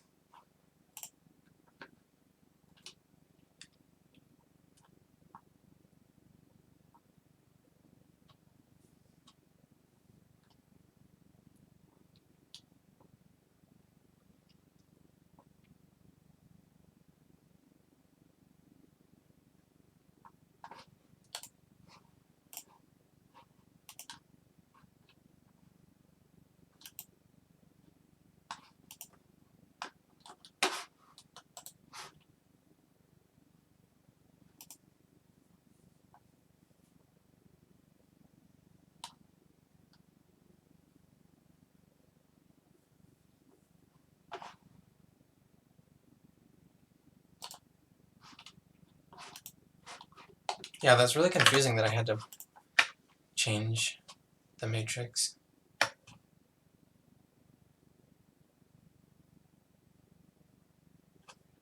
Okay, so the row that specifies our z output is this one. So if I just make these two things negative, it should.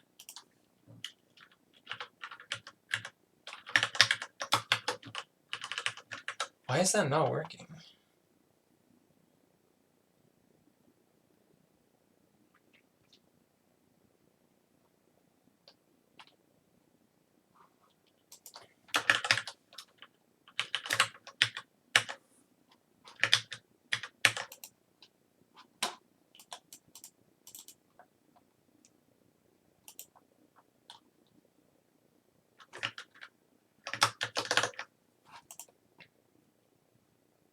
This is. I could just move on and have my z's be negative, but it's frustrating me.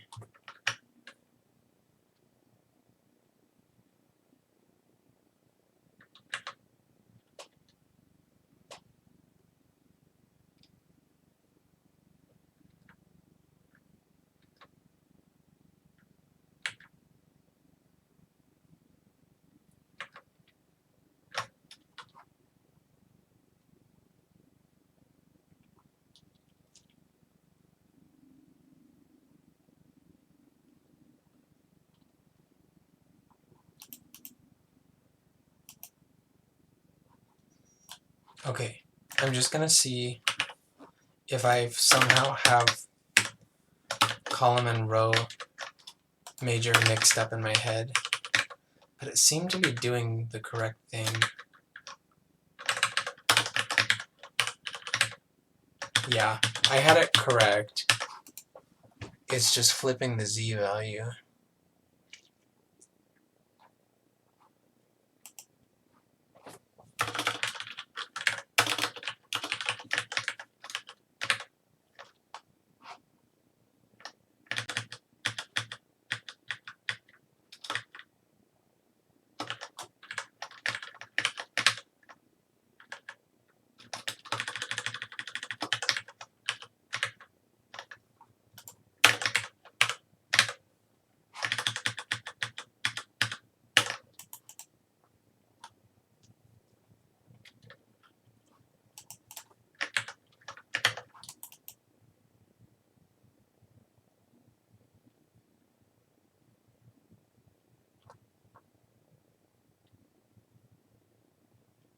Oh, this is killing me.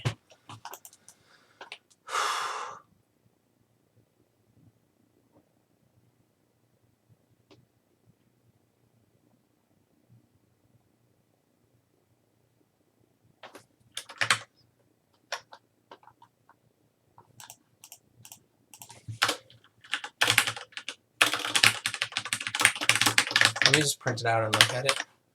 So here's my projection matrix in column major order. So we have 1.125, 0, 2, 0, 0 for scaling the x and y values. Then we have 0, 0, negative 1.1, and negative 1, which, given that z near is less than z far, makes sense.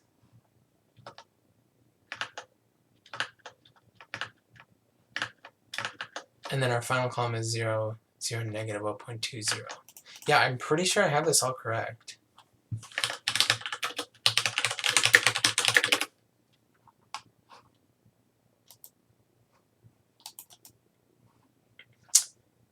I guess they just that it just is written to expect negative z.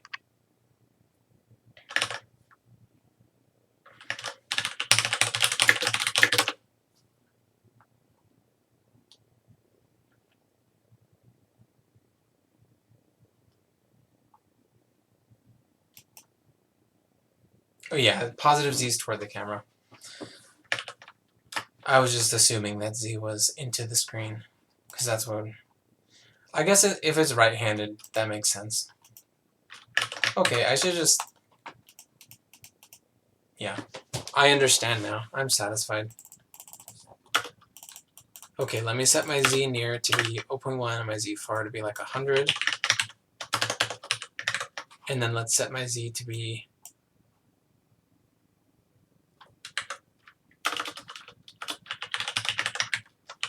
Yeah, there we go. Okay, so let's set it to something like 10. Okay, we have our circle. We have our projection matrix. Now we need to make a rotation matrix for the view, so that, and then it would be nice to have mouse controls, but maybe I'll do that in a bit. So view is going to be our rotation matrix. All I'm going to do is rotate in the YZ plane, the YZ plane. So that means I can just do a little rotation matrix in this block here. So if my theta equals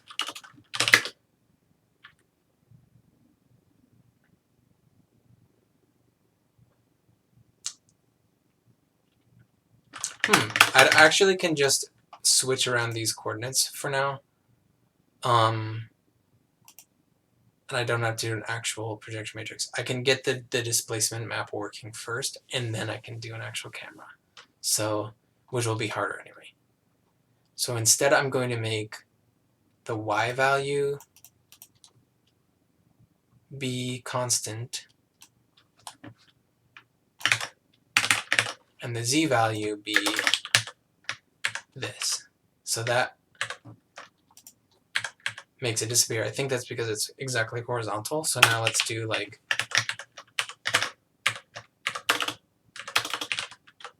Let's move it downwards a bit. Yeah, there we go. Let's move it closer to the camera, making the z be less far away. There we go.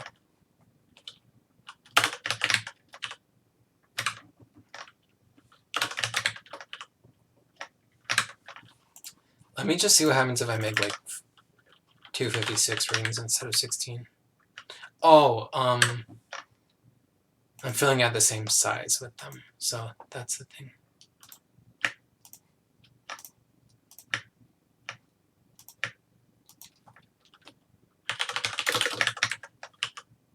Okay, so now we have, this is our big ocean.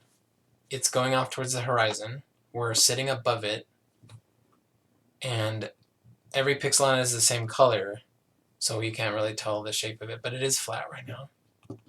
It's big enough and probably smooth enough that we can't really tell the difference. After I start displacing, I'm going to fix it so that the spacings are increasing as we move further away.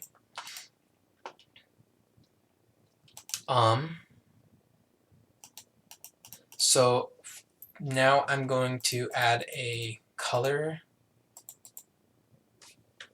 that I can pass from the vertex shader to the fragment shader. Or maybe the normal. Yeah, the normal is what I want. So I'm going to have, is it varying? I think it's varying that lets you pass. I'm used to it being out, but I think it's varying here.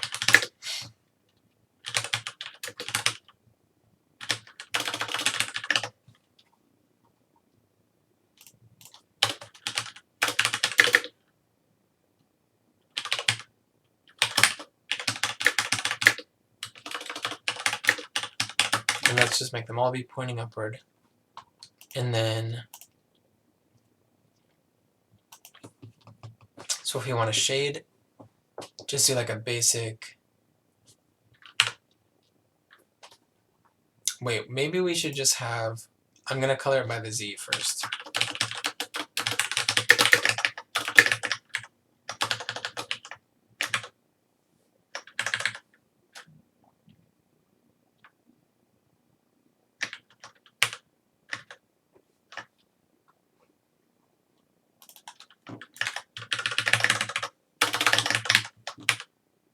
Okay, there we go. So yeah, we're coloring the red channel by Z. If we instead do it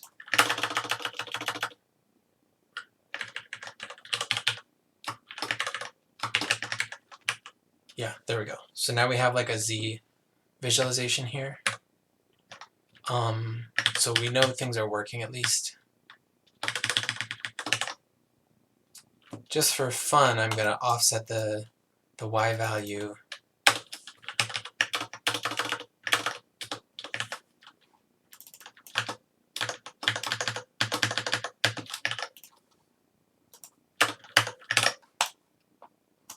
by like a sine wave.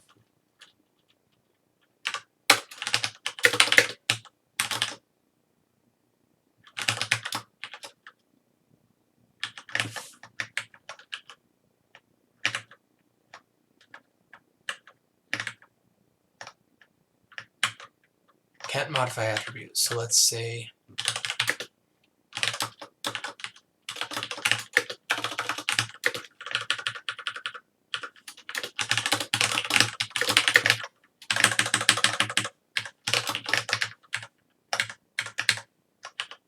there we go. That's a bit unexpected.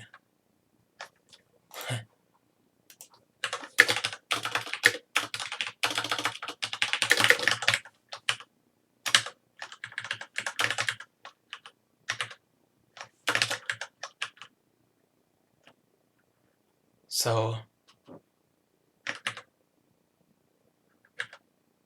that doesn't look like a sine wave to me.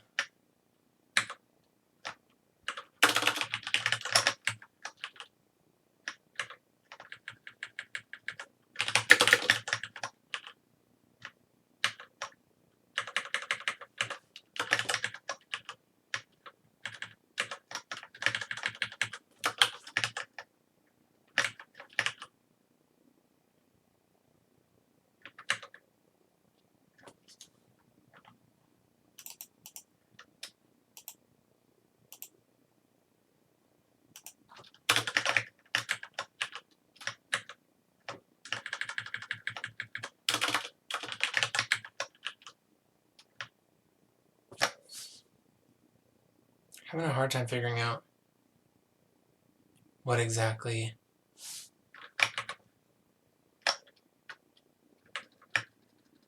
this sine wave is taking in right now.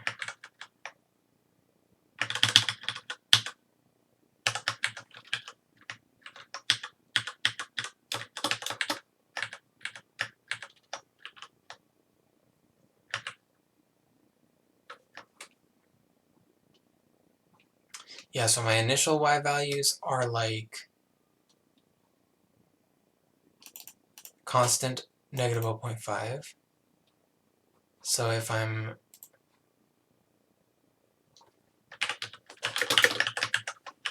this should be like a quarter of the screen, and it is. Maybe, I think it's, yeah, I just have like a pretty coarse tessellation, so it's like aliasing a lot. Oh my god, okay, we got some bots in here.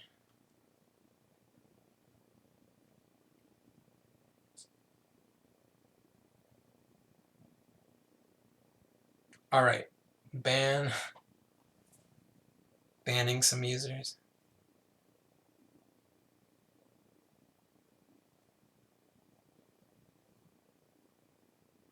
Nice, welcome to the stream, guys. Welcome to the stream, J Dylan Dog 59. And one Kunyathritulis 85. It's always good to have new viewers. We were just getting this height map rendering. Hope you enjoy the stream. Okay, yeah, so I think what I want to do here is, I think it'll look a lot better if I make it adaptively spaced. So yeah. basically my radius needs to be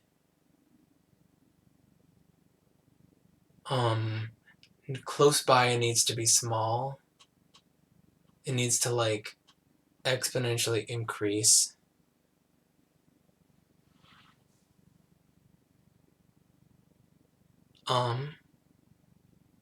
Or maybe just like x squared increase or something. So let me just do like a map of how to.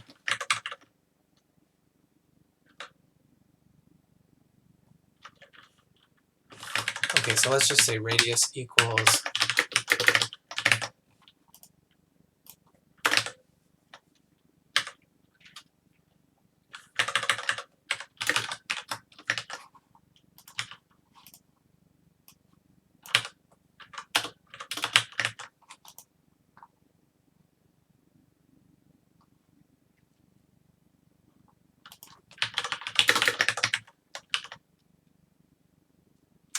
it's hard to see super clearly. Let's do this, streamers. What do you guys think? Could a real viewer who's interested in my content have the username Let's Do This Streamers? What do you guys think? How do I see the set of users in chat?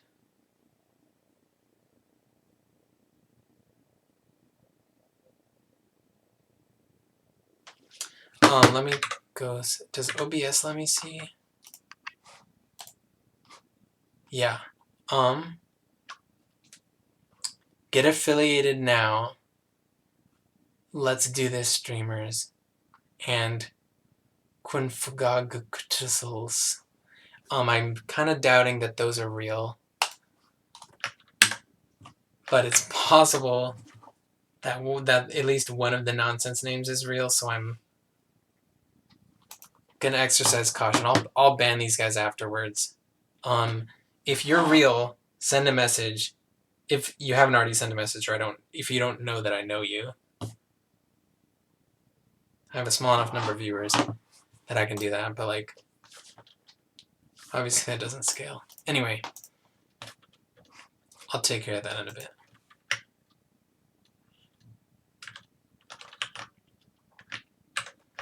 Let me do, like they did in the paper, they had power 4. Okay, and then let's offset the y by cosine of y as well.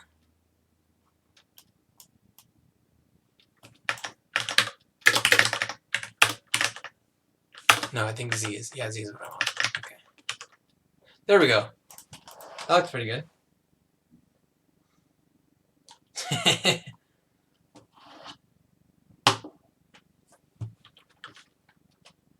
It's always nice to have some good Brown V7s in the audience. Okay, so this is still a pretty coarse tessellation. If I want it to be like ultra smooth, then I need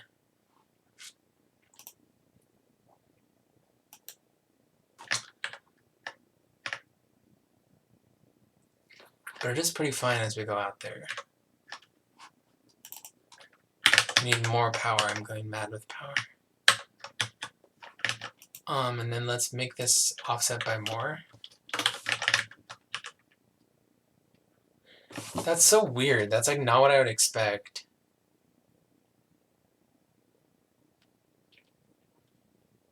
Like I feel like something must be wrong.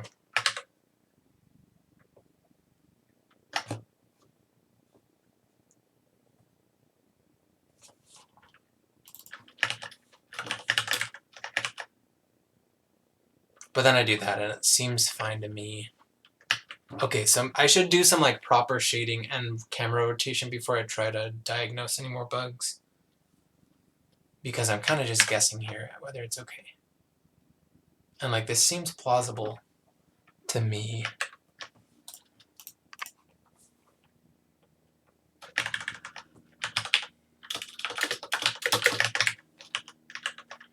Oh yeah, I forgot.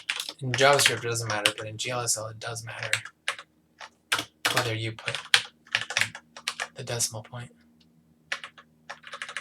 Okay, so we have a plausible height field with like a tiny scribbly horizon and otherwise not enough Z precision to precision on this like Z visualization to make out any details. Okay. So if I have a normal, the normal is, I could calculate the normal analytically right now for my height map by taking the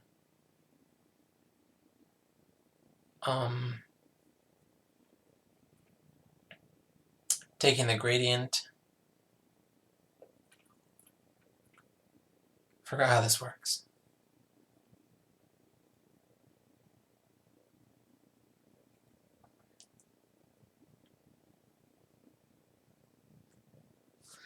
The normal is,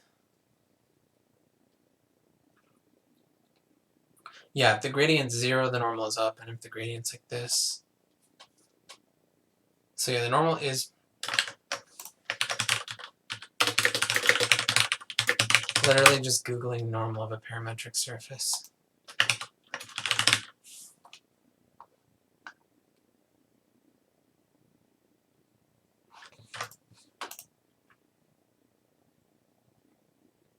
Oh, right, yeah.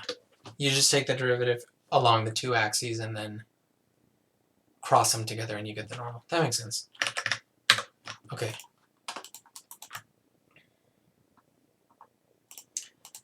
Something I keep seeing people do with height map rendering is like using a geometry shader, which gives you access to the whole triangle and then lets you compute normals from the triangle. But like, I'm just going to do it from the height map because geometry shaders suck, is what I have heard. And in any case, I don't have geometry shaders in webgl. I'm curious, does webgl 2 have geometry shaders?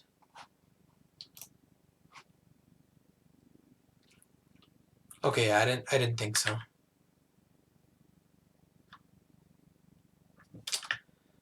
Anyway, it's not like I need them. Yeah, okay.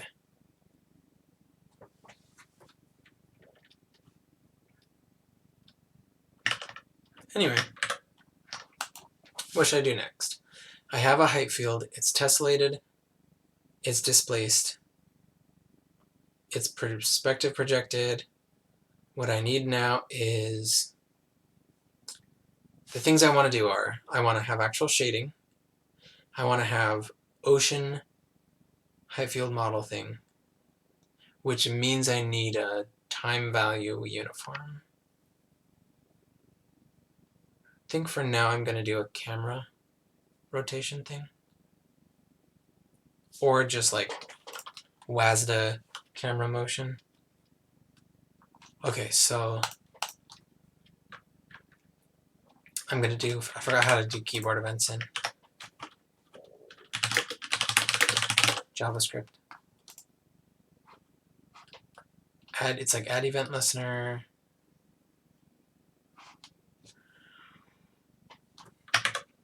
Okay, yeah. Let me hack this up. So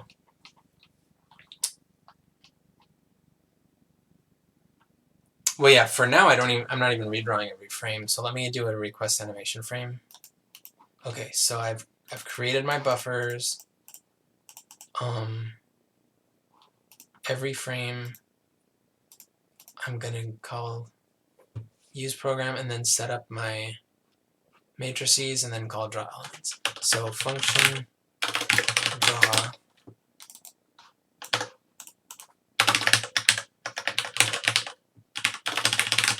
request animation frame.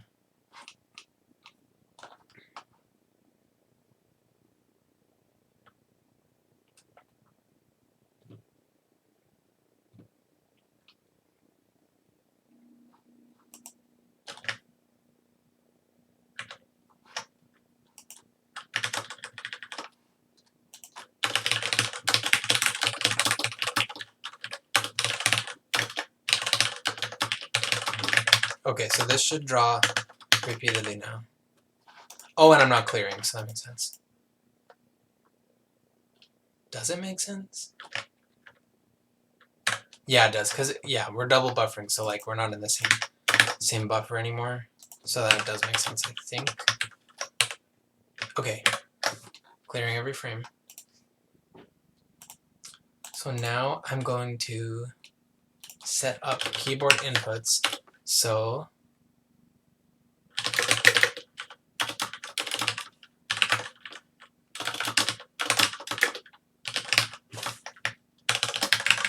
let's set up a little map for the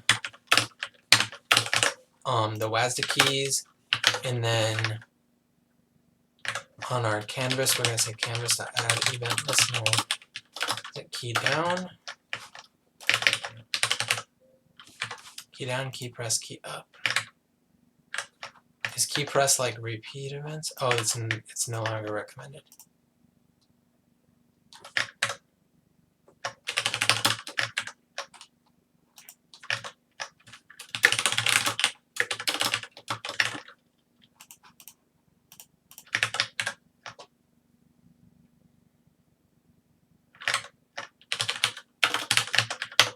And then I need to look up how to get the key codes.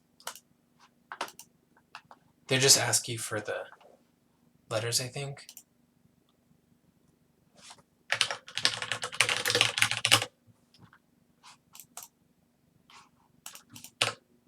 '87.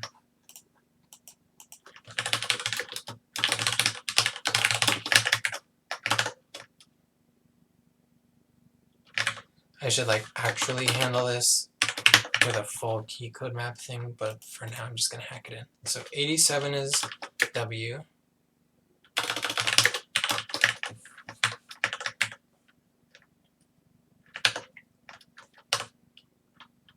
65, 83, 68.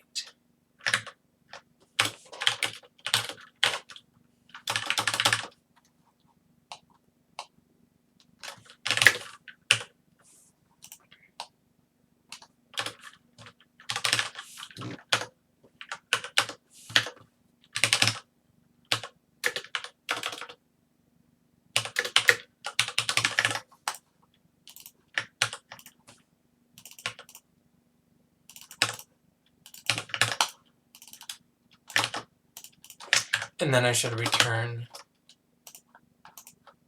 true to swallow it, I think.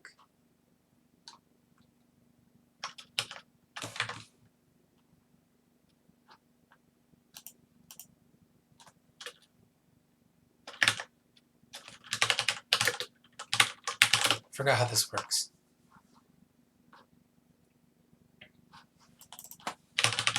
Key down, return value. Returning false and the key down does not stop the button click.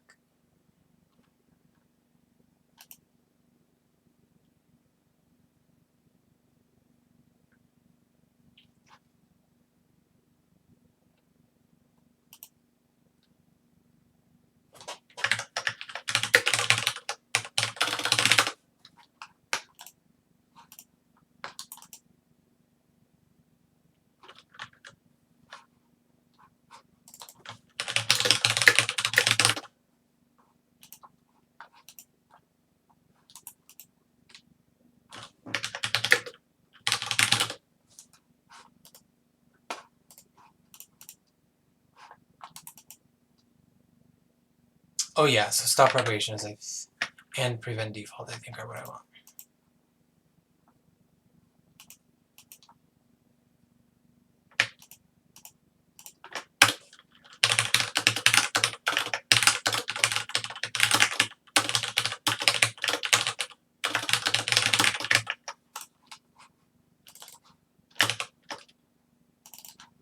And then for this one, it's key up. And we set them to false. And then in our animation frame, if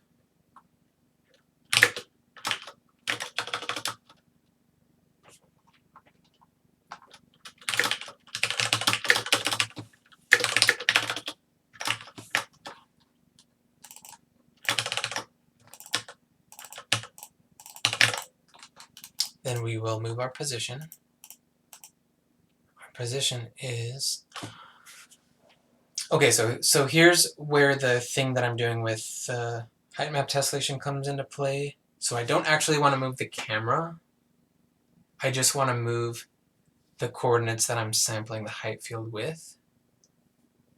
Or in other words, I want to move the camera and also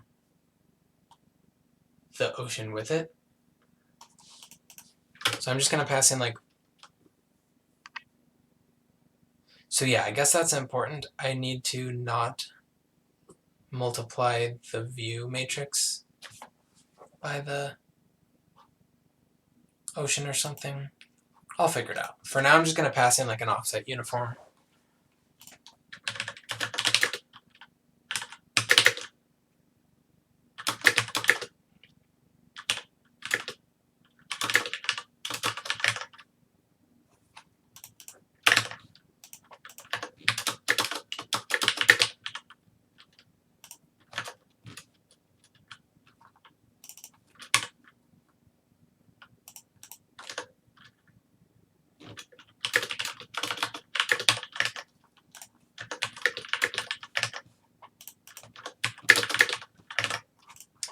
So let me add another uniform.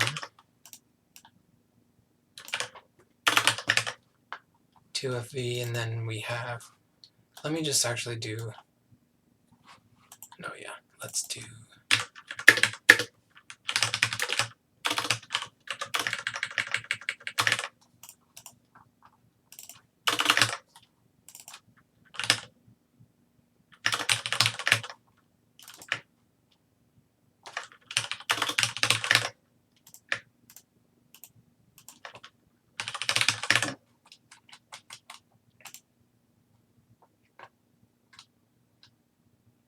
So this should be moving around offset, and then I'm passing offset into the shader, and now I need a uniform for it. And then offset is just going to be what I feed into the sine waves.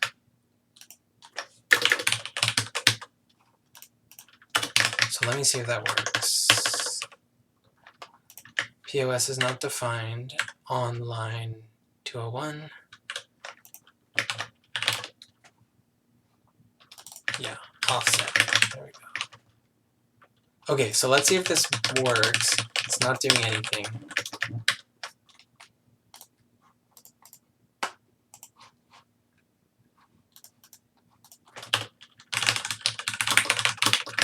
See if we're even getting key down events.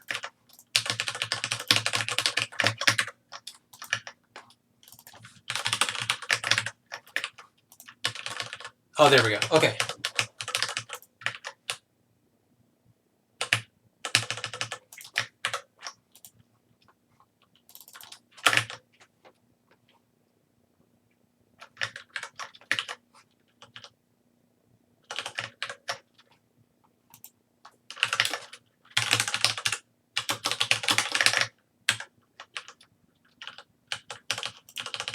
So we're not even getting the key up.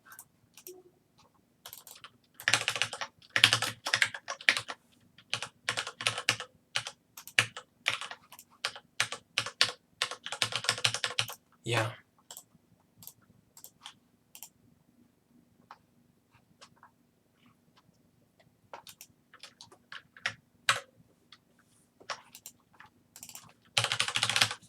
Oh, I think it's... Yeah, okay. I wanted to have it like on the focus. Here we go. So now we can move around very quickly.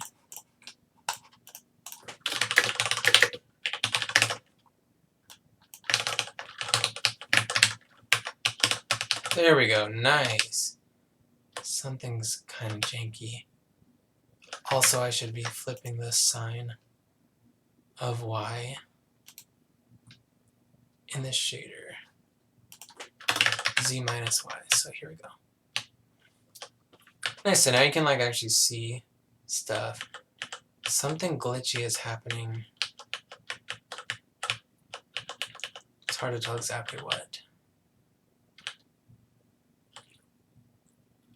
But anyway, we're never going to run out of landscape because we're not actually moving the mesh, we're moving the height field, and then simply transforming the mesh with the offset height field. Okay, we don't have camera rotation yet, just WASDA moving. That should be fine for now.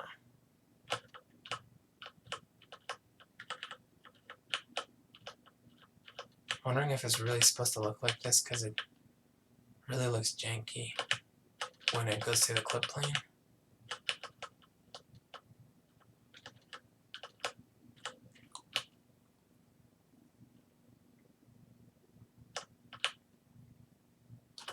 Maybe I should just move the camera higher, or equivalently move the terrain lower.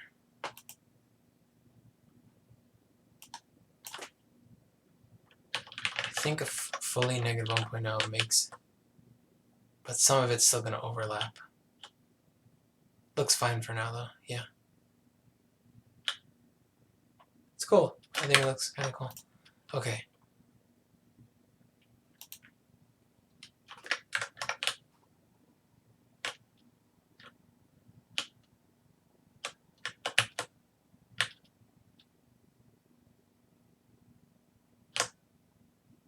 Nice. All right, so I have camera controls, at least for translation.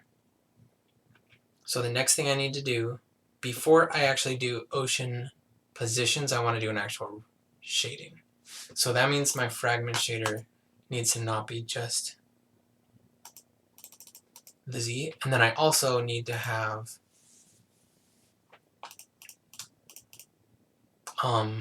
I need normals. So I have two options for normals. There's a trick that that Aji showed me where you can do the screen space derivatives of the Z coordinate, and that gives you a normal in screen space. And that's good for flat shading. Or if you want interpolated normals, then I have to do it in here and let it be a varying. And I could either do an analytic like derivative normal, or I could do like a finite difference normal by just evaluating this height field function 4 times.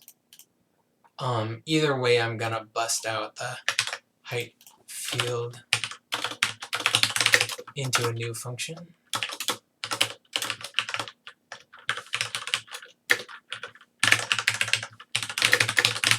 So we give it an x and y, and then we're gonna feed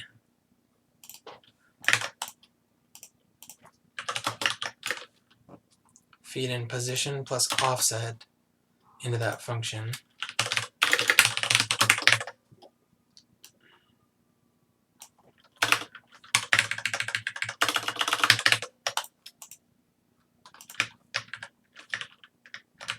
We're still working just fine.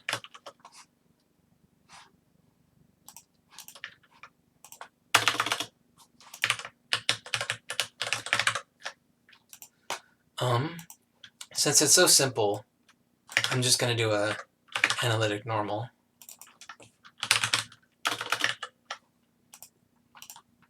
So the derivative with respect to x is 0.5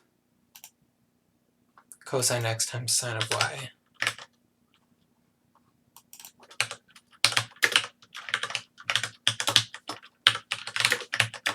And then the derivative with respect to y is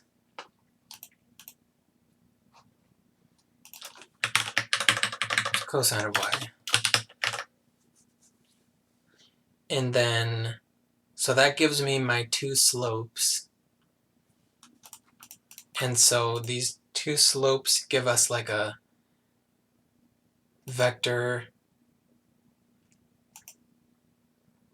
that is square root of 1 minus this squared, comma this, for the normal vector in the x direction, and then the normal vector in the y direction. Sorry, I had this backwards. And then we want to cross those together. So I'm going to write it the verbose way and then simplify it down. So it's going to be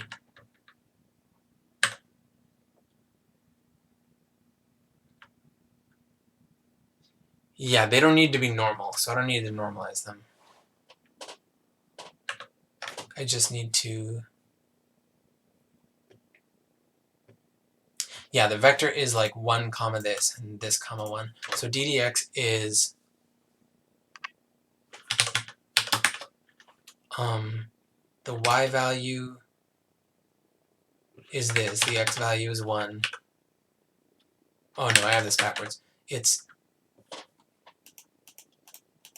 I'm kind of overloading x and y here. Like these x and y arguments are actually x and z. So my x, this is confusing, but I'm going to leave it like this. So the x is 1, the y is this, the z is 0, and then this next one is x is 0, the y is this, z is 1. So those are my two vectors. And then I cross them together, and so the x cross y one gives me an upward pointing normal, which is what I want. So it's ddx cross ddy, and then I can just normalize this.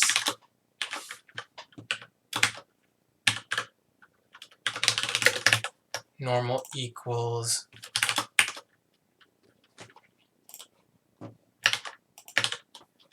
and I might switch to doing finite differences if I have like a big pile of sine waves in the I don't remember exactly how the waves are calculated, so depending on what's easier.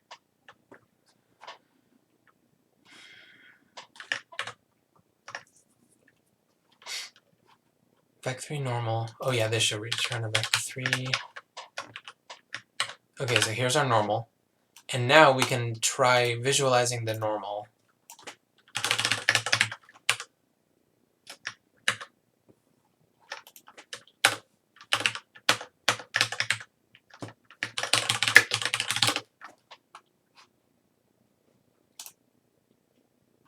Do I just declare it? Yeah, I declare it as a varying also.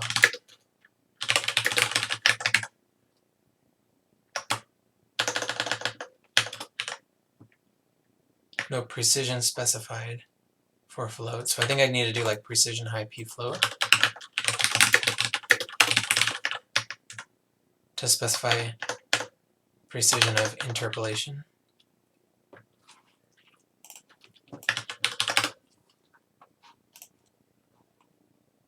Oh, it's varying high p. Yeah, okay.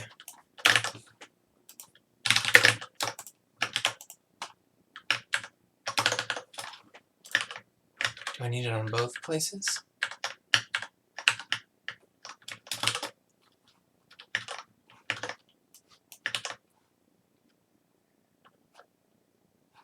Oh, I think it's in the fragment shader. I need precision high p float. There we go. Yeah, there's our normals.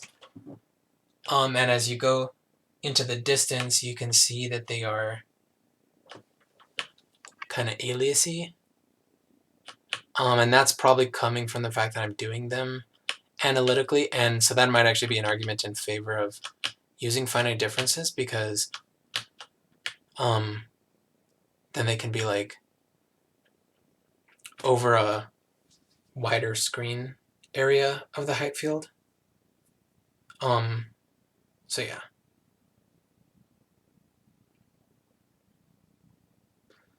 Although that kind of requires me needing to know the screen footprint in the vertex shader. I'll figure it out. I want to figure out what this glitch is here. I have no idea. Is that just... Maybe if I move things down slightly further, that'll just go away. And it's just from like the near clip plane. Let's give it a negative 1.5y. Hopefully it just goes away. Yeah, looks like it. It was just part of the surface overlapping. Okay, so we have our normals. So red is x and blue is y.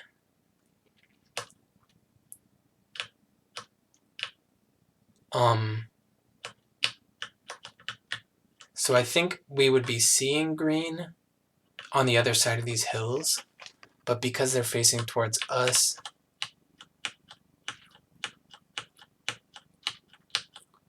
but why are there black ones though? Like, I don't think the normal should not be black. That's a problem. Like, I'm normalizing it, so we should have RGB. Yeah, so something's wrong here.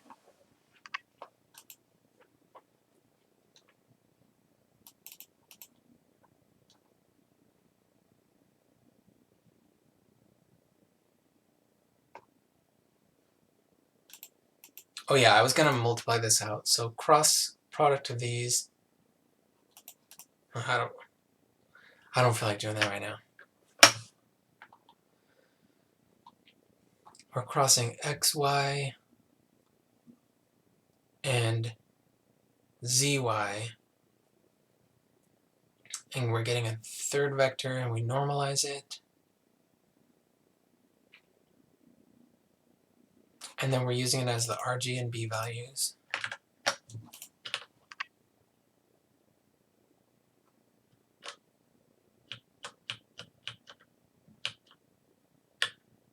We're only getting like red and blue and a little bit of purple. So R is X, meaning red is pointing this way, or I guess for the viewers this way. And then blue is Z.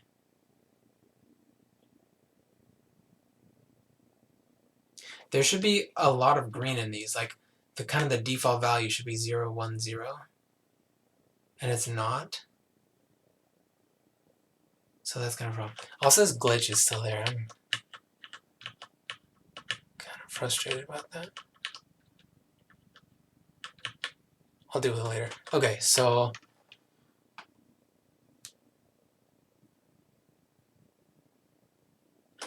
I'm gonna try using finite differences just to like have a dumber approach.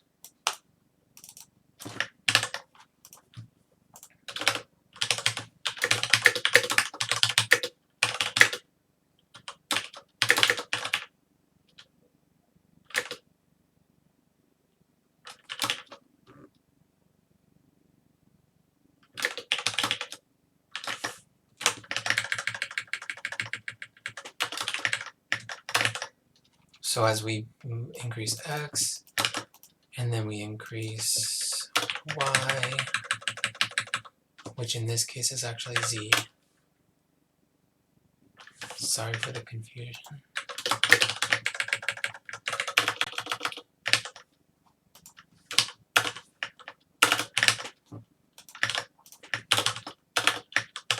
And these might be like, that's really weird.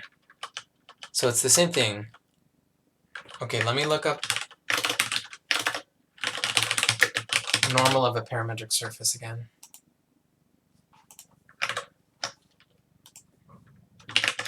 But also just as a Hail Mary, let's try to negate it. That's actually what it should look like. It was just negative, that's the problem. So let me do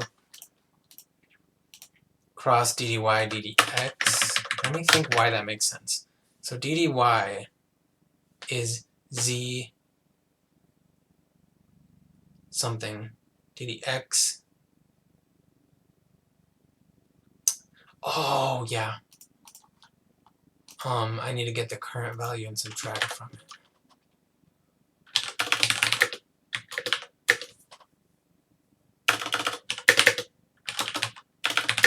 Yeah, okay.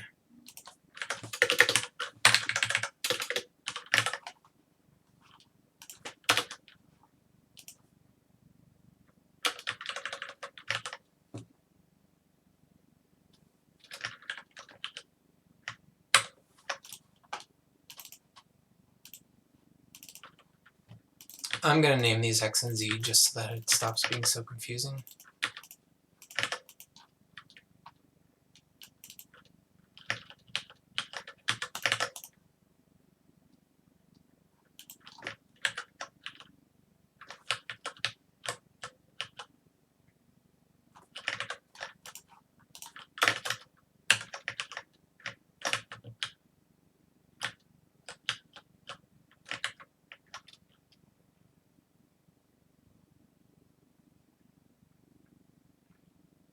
Also, the problem is that these are normals in world space, not screen space, which is why it'd be weird to visualize them, I guess.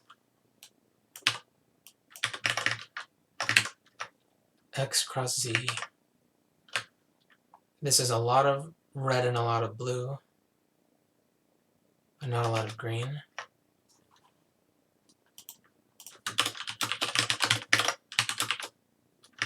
Let me just call absolute value of these. I think actually people probably visualize normals as like mapping -1 to 1 to 0 to 1, probably. So actually I'm going to do that.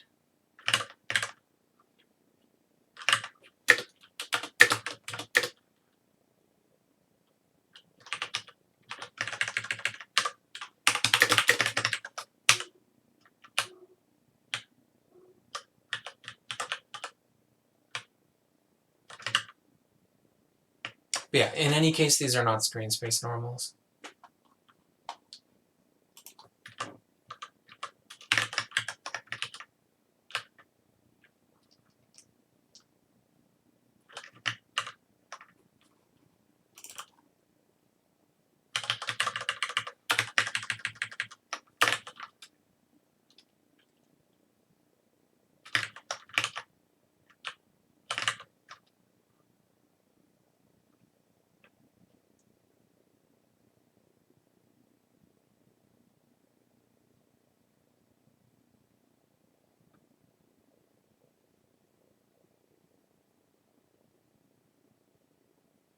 Wait, yeah.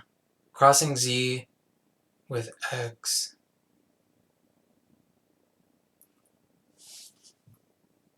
Yeah. No, z with x. Should it give me a negative value? I don't know. It's working.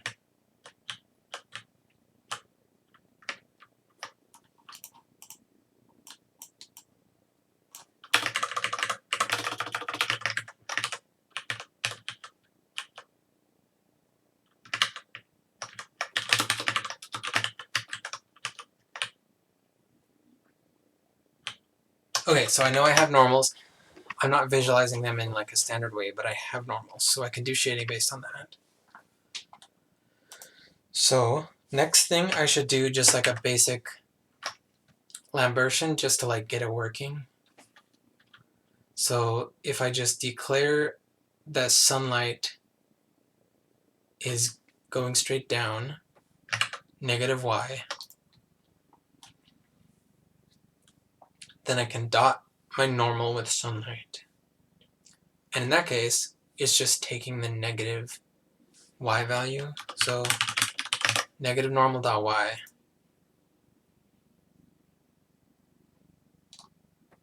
And then I think that I want to clamp it at 0 or just do like a max.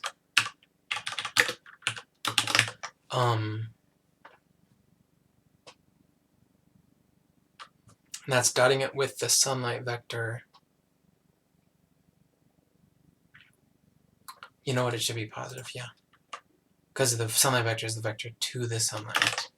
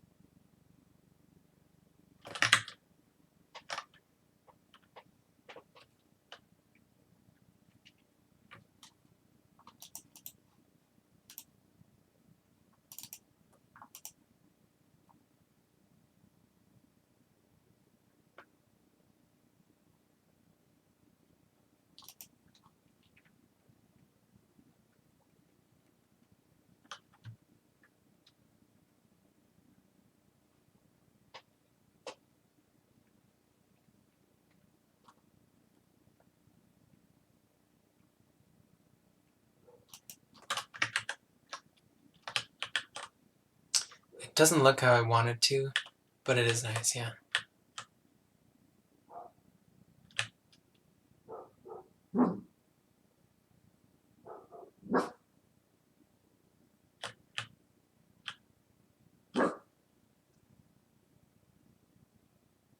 So I know I'm not creating my normals properly.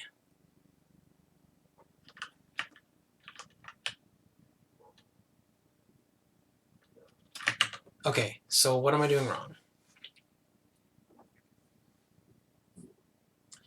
ddx is the difference between... I might just be giving it way too big of a finite difference.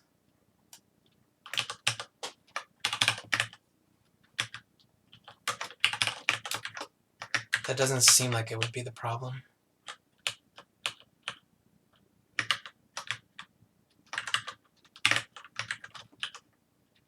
Maybe I was giving it too small. But it's, yeah, it still shouldn't be like this. Like, it's varying spatially in a way it shouldn't. So yeah, something's wrong with my normals.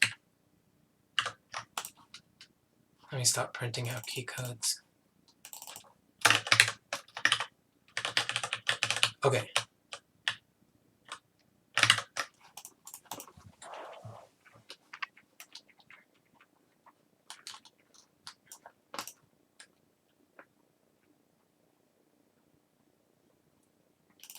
So I'm just basically taking the y value of the normal.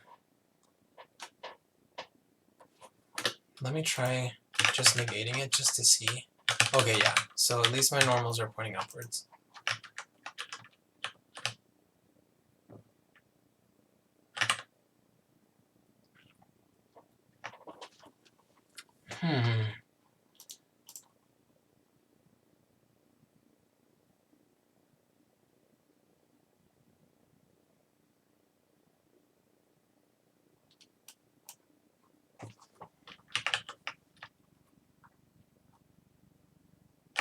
Oh, that is not what it should be.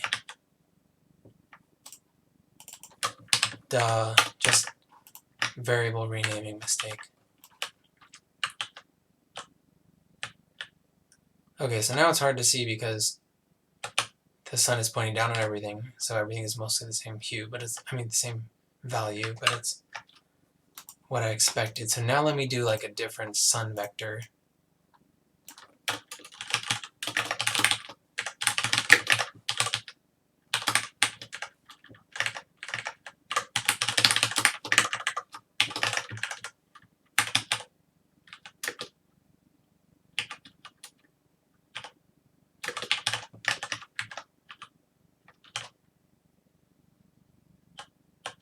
That thing in the corner is still kind of driving me crazy. But yeah, this is a Lambertian, I guess, that it's hard to tell exactly which way it's facing. Let's make it like really tilted in the x direction.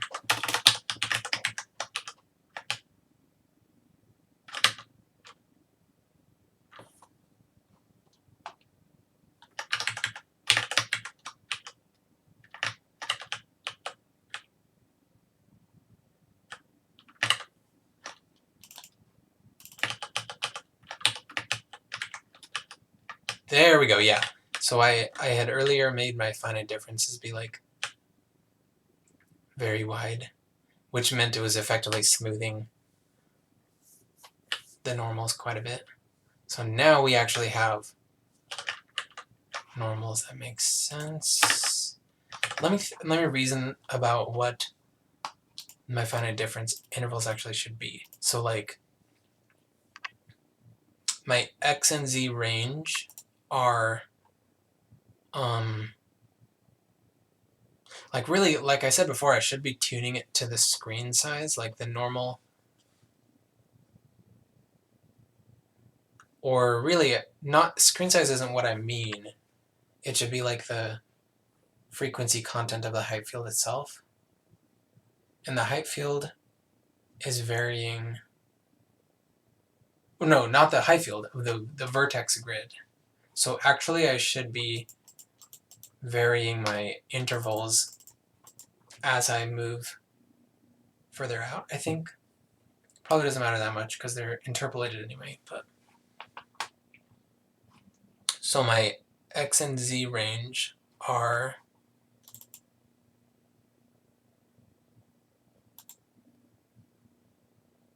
it's from 0 to 256 radius, and then the z values are like -3 plus. So it's from like 0 to 253 or something is like the range of z values here.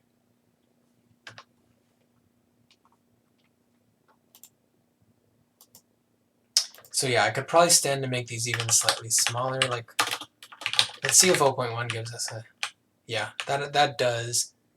In the distance, it's starting to get aliasy versus 1.0 is not as bad, I think. But yeah, I'll have to tune that because like I'm doing it myself. I'm not doing it based on the mesh.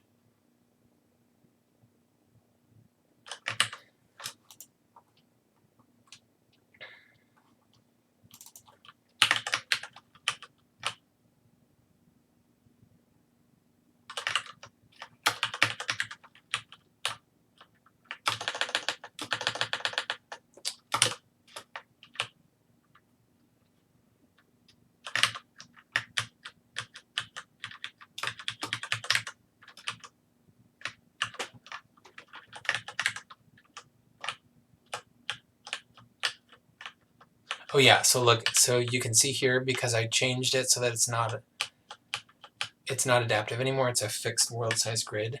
You can see like a normal vertex interpolation artifacts from up close because the tessellation resolution is very low up close, and now it's a lot higher. I would like to see the actual like pixel size of a triangle, which probably shouldn't be too hard to see, but anyway.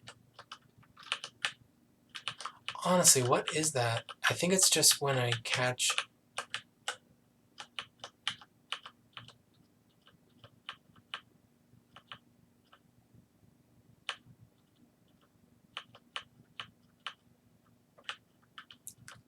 It's hard to tell what that is, that artifact in the corner. Anyway, yeah, there's kind of a lot of aliasing in the distance still. But it's okay. Okay, so we have Lambertian shading.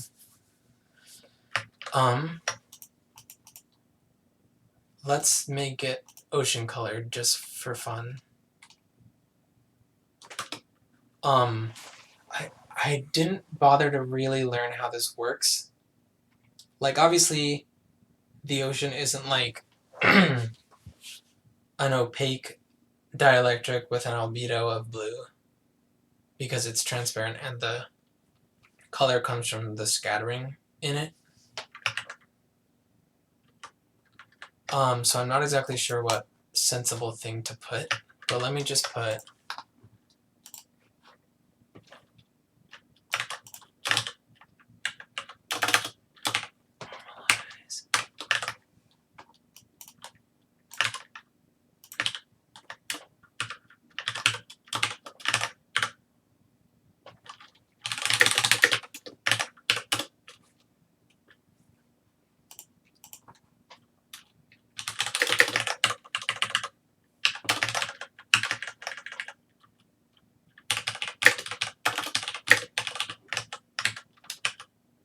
so yeah, like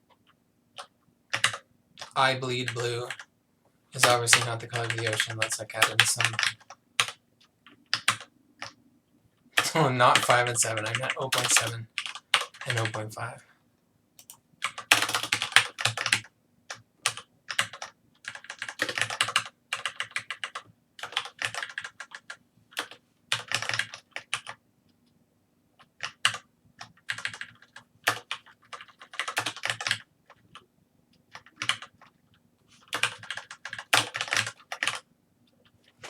Okay, that'll do for now, I guess. It's not really ocean colored, but we're not actually shading this anything like the ocean either, so.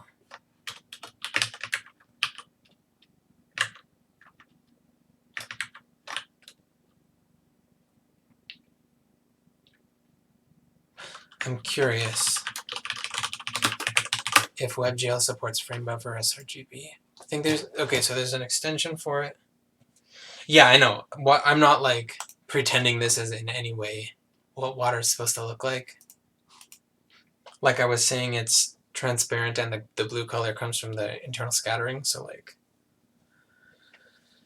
Lambertian is not a good approximation for the ocean at all.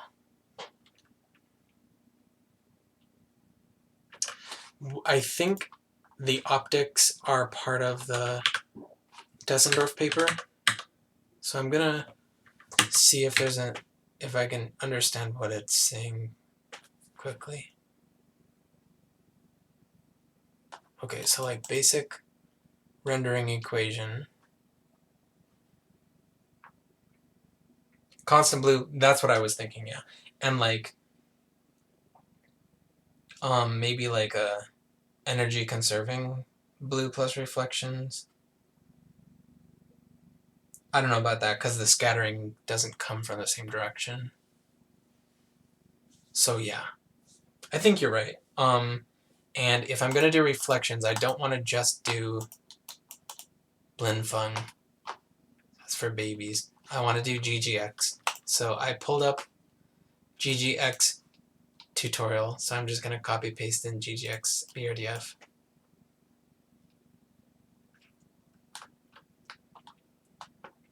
Okay. So the Cook-Torrance specular BRDF term is this guy.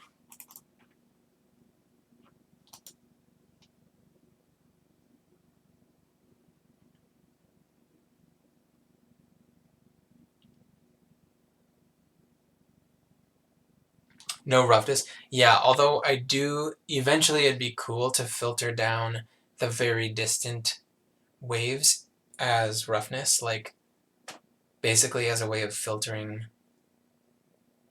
to roughness. Because I think that's pretty important for something like the ocean, where very distant ocean is effectively a rough material with microfacets. But yeah, for now I can just do no roughness. So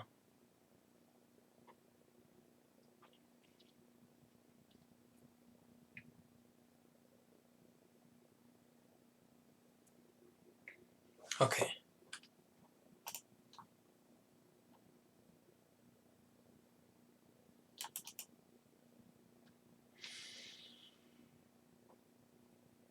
I'm a little tired, so I'm not going to bother to like really understand this. I kind of just want to copy paste in their code.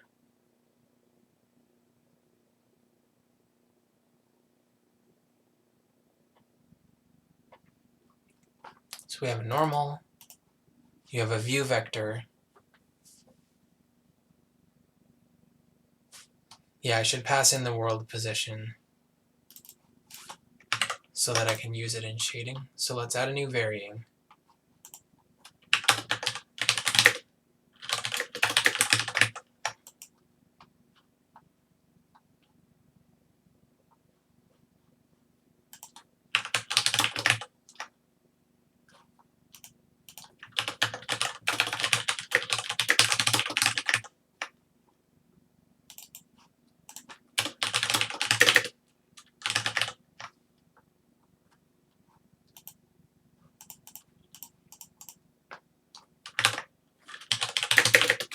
And then our view vector is going to be, how do they calculate it? Campos, which is for us is given by offset.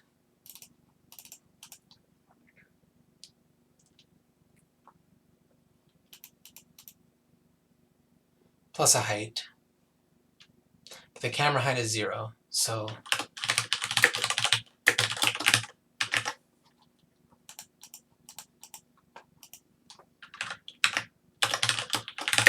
So it's vec3 offset y equals 0, and then offset dot z, so it's offset dot x and offset dot y. Here we go. So that's our camera position and world position. And then we can normalize this. So just as a dumb thing, we can dot with our view vector instead of the light vector and see.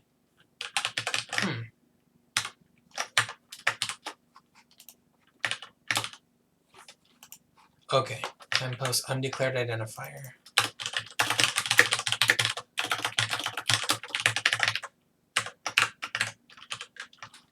Okay, so now we're dotting with the view vector. We should dot with negative view vector, I think. Yeah, there we go. So that is looks like it's supposed to be. Basically, we're just pretending that there's a light, like that we, the camera, are a point light, I think, and then doing Lambertian. And so that's giving us what we expect. So just for fun, I actually want to do a fall off.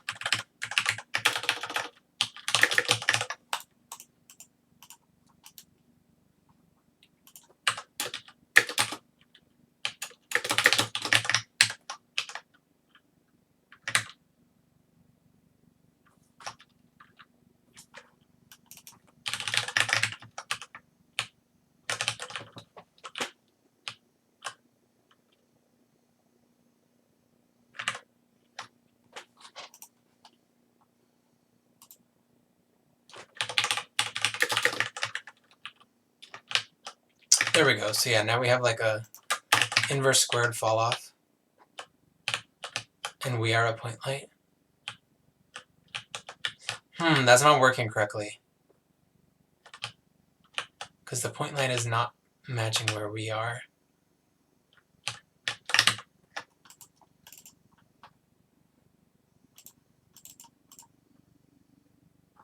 Okay, so as I'm moving left and right, it's moving faster. And as I'm moving forward and backward, it's not changing at all. So it's not taking into account offset.y at all. Even though it looks like it should be.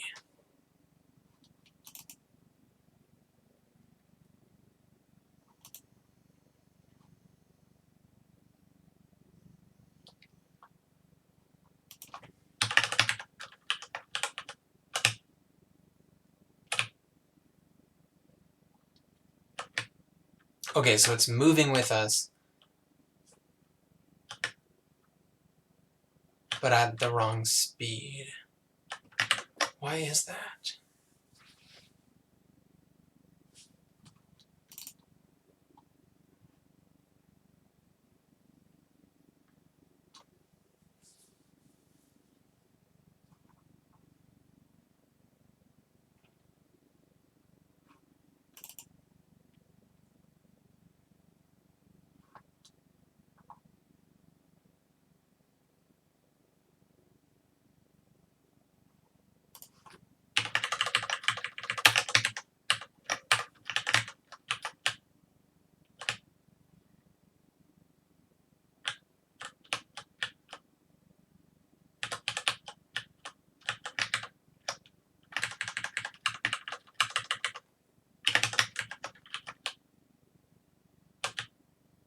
That's so weird, I don't understand.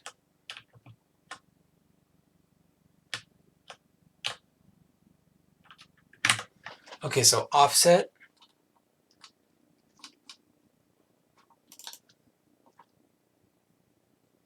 is what I'm passing into the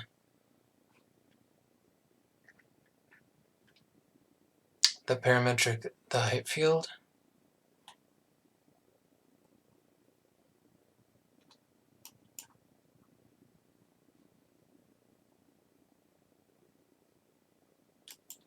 So yeah, it should be negative offset.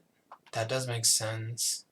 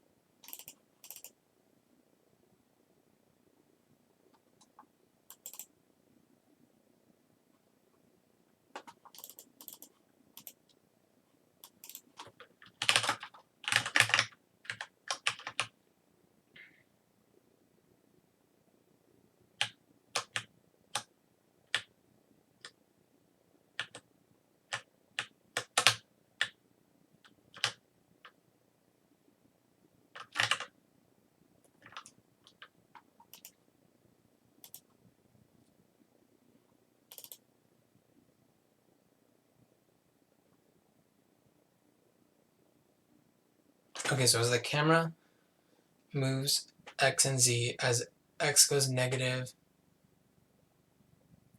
these guys should, the vertices should look up further positive. Oh no, yeah, that doesn't make sense. Oh, here we go. Here we go. World position. Camera position should actually always be 0. That's because of the way I'm doing things. Vertices are always relative to the camera position, so I don't even need it. So I can just have it like this.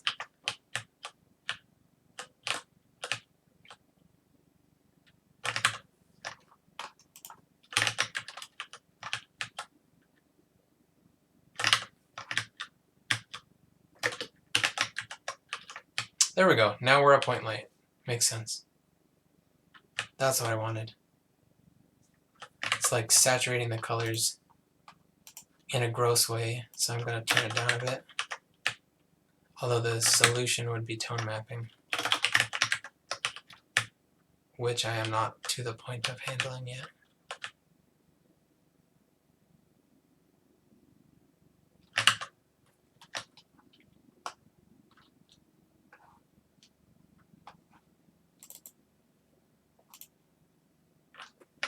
I'm still so confused by this like thing in the bottom right corner. Anyway. Yeah, next stream gamut mapper. I think that might be a few streams in the future given how much I've gotten done today. This is not quite where I wanted to get to, but I mean, that's how it always is, so I should like embrace it. Okay. So I do not really have ocean rendering. I don't have moving waves, and I don't have the ocean BRDF at all. But I'm kind of feeling like it's time to hang it up and work on this next week. I just want to fix this one little thing, which maybe I think increasing the near plane would fix. Nope.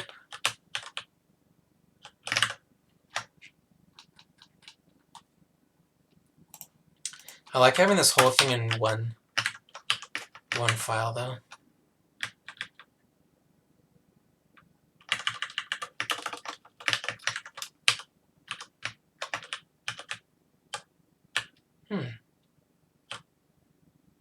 Okay, it went away. That's weird. I don't know why it was happening. But I assume it was just vertex being positioned in a way that renders like a little sliver that gets mostly clipped by the near plane. Anyway. I do kind of want to make the light look prettier. So what I need to do is I need to clamp light at 1.0. I think that would at least prevent that like ugly saturation.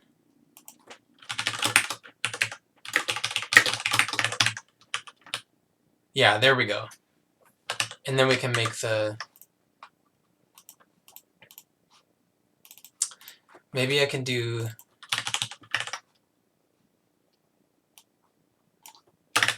tan each of the light instead.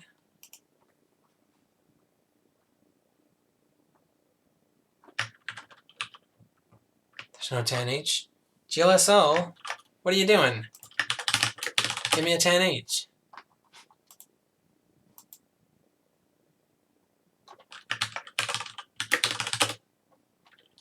No tan H in WebGL? Wait, I'm like sure that it has it. Maybe that's not the problem. Maybe I'm just like giving it the wrong. Oh yeah, it thinks I'm giving it a 2-argument function. I have the parentheses wrong. Okay.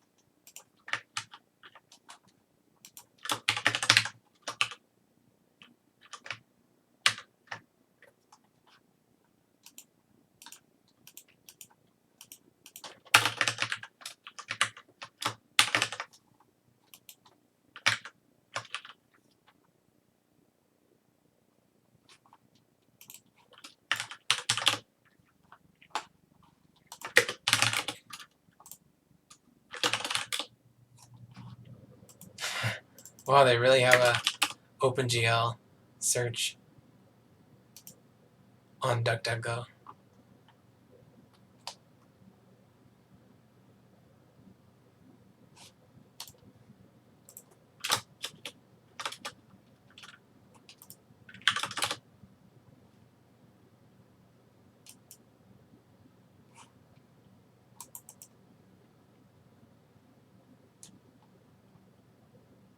I guess GLES doesn't have tan H. So I can write it myself, I guess.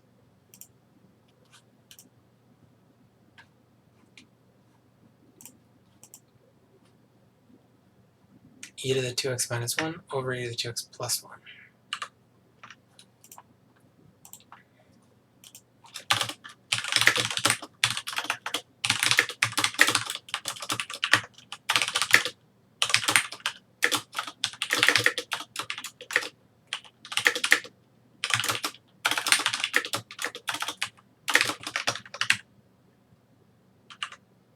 Minus 1 over plus 1.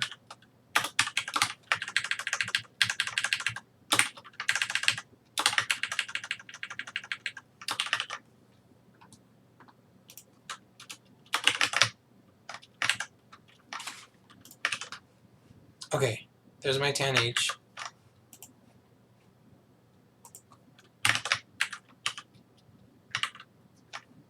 But then what I really want is to... Okay, I am doing a simple tone map.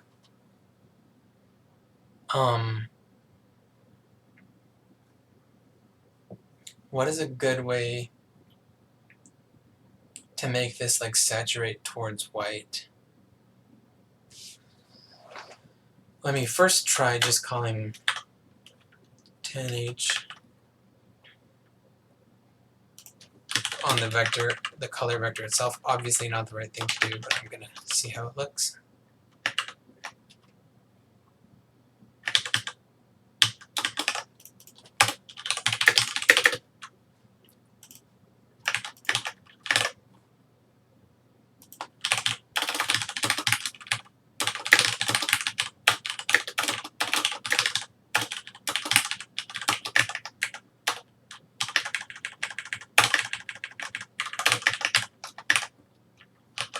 Okay, that does look nicer than it was before.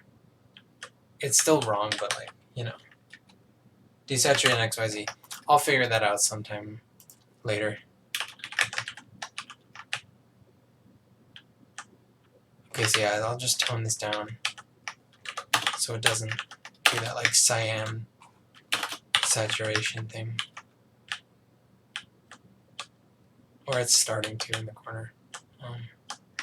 Who cares?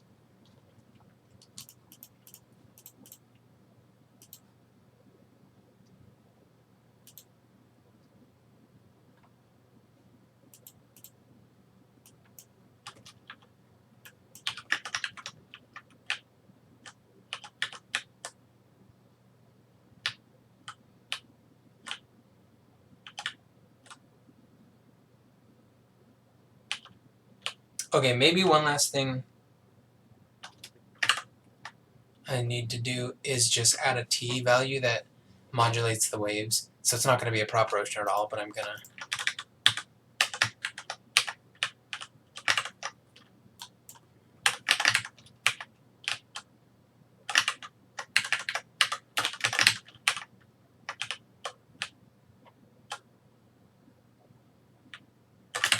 Okay, so add one more uniform.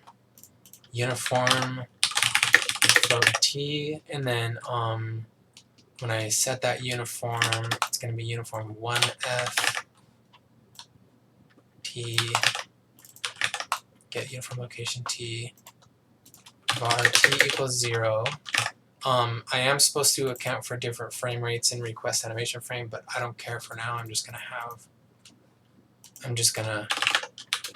t plus equals 1. So now I just have like a frame number in a float. And then I'm just gonna offset. Maybe I'll just have...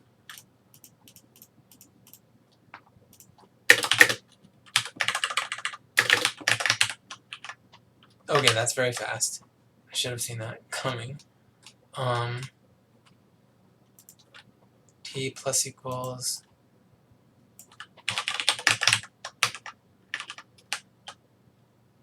It's moving. Faster.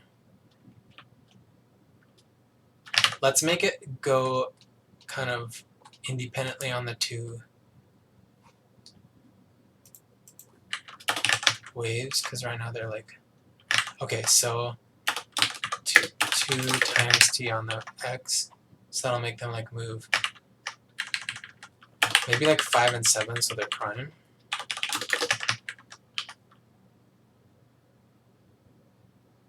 Still kind of looks like it's just moving. I guess because technically it is equivalent to me just changing the position vector. What's a way that I can do that that's not equivalent to that?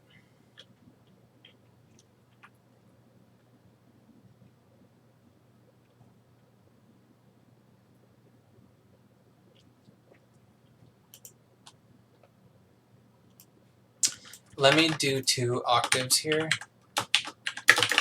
of sine waves. So like I'll multiply x and z by 4, and then yeah, that's more what I wanted it to look like, but it's still crappy, so let me change these coefficients.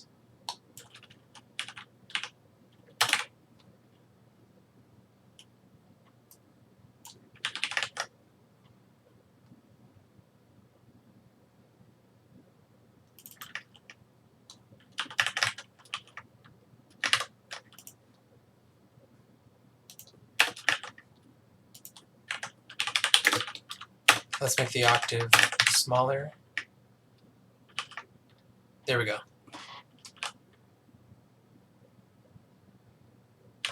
What are the sharp peaks coming from? Or is that just due to how I'm shading it? It's weird.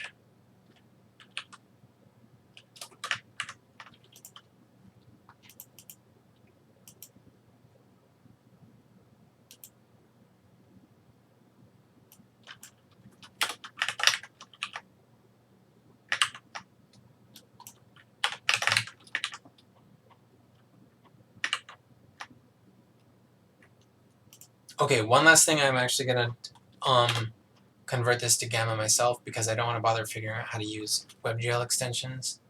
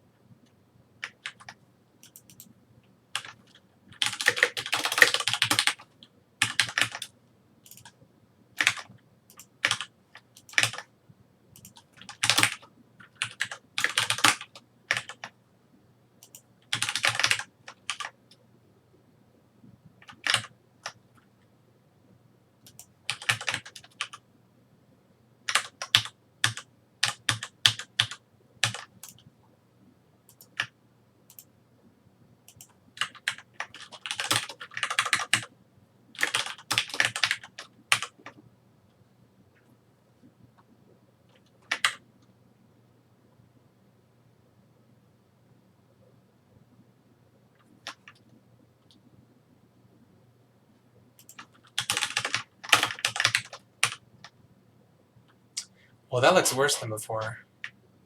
Wait, converting from linear to gamma is negative 2.2.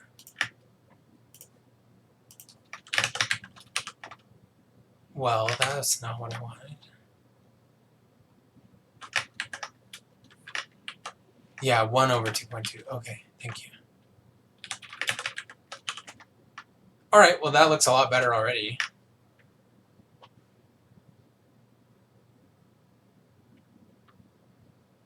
I think the peaks are just from the way that the waves line up.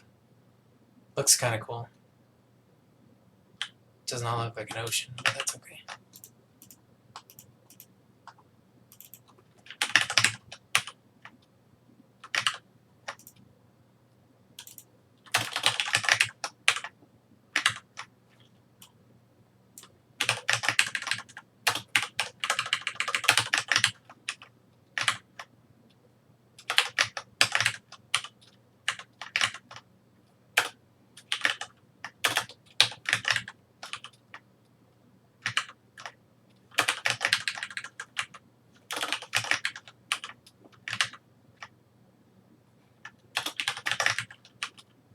I just want it to look vaguely ocean-like. I know it's not really going to look ocean-like with...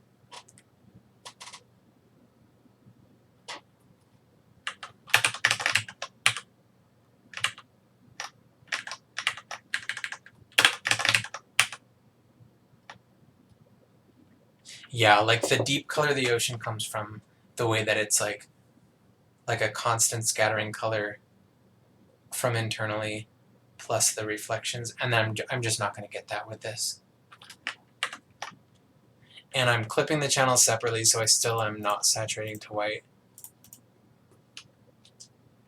You know what? I'm going to convert to XYZ.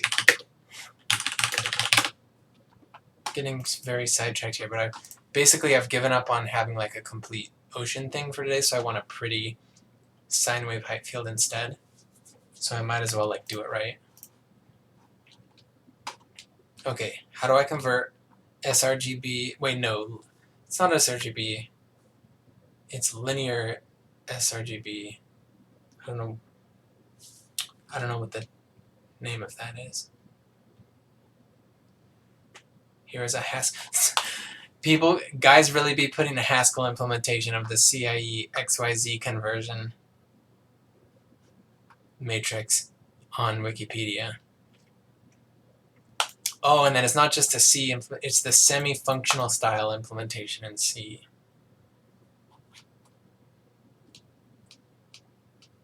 Just give me the matrix, bro.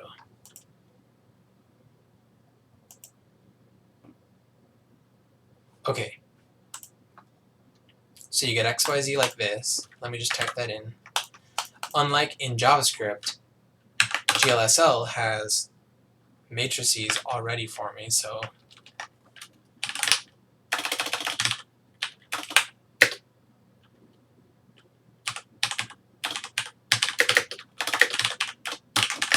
and this is GLSL is column major, right? Just like how you specify the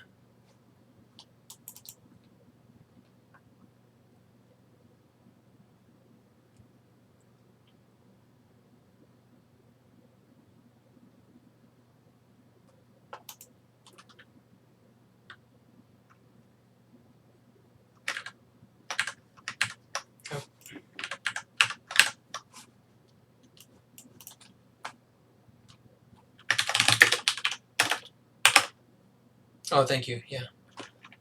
I'll type that in. Let me just go grab it from here. Yeah. Okay.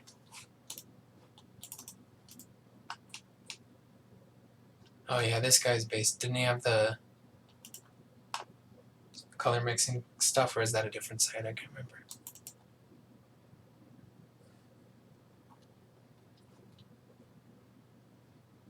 Oh, yeah, I copy paste these, unlike Wikipedia. RGB to XYZ from. Do we have REC 709? I don't know if that's the right thing to be looking for.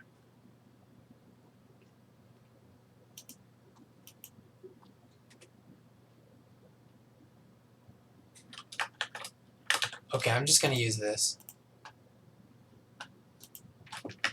Okay, oh yeah, it's going to look up matrices are these column major. Okay, so it's the same column major. So column 1, 0.490. Oh, but let me just drag this over to the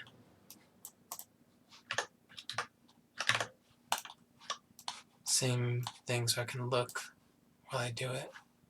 0.49, 0.17697, 0.0.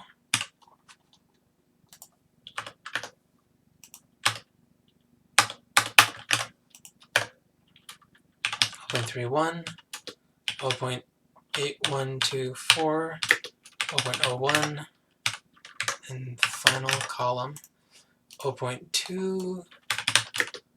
Oh, whoops.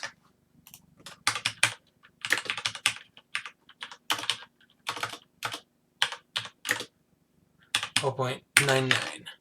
And then this whole thing gets scaled by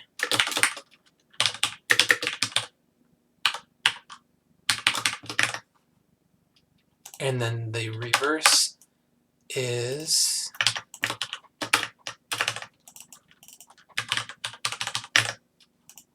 there's no scaling this time.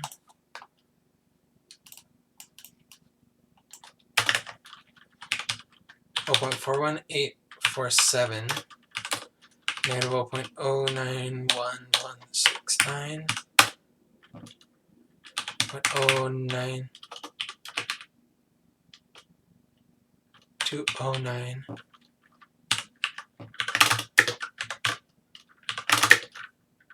next column, -0.15866.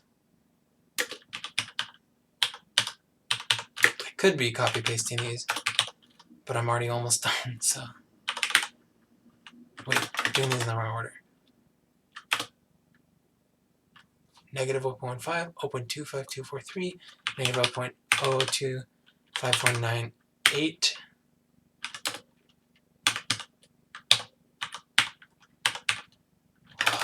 What? Oh, yeah, here. 0.82835, 578. Okay, so now I have a color. This is linear light color, RGB. I can take out these tan H's after I clip it in our XYZ space. So in XYZ space,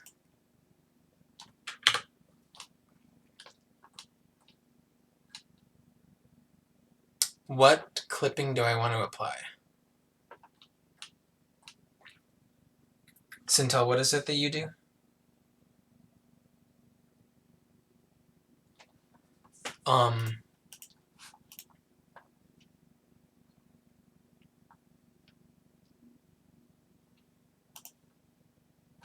Is it just that I want to clip it in XYZ space?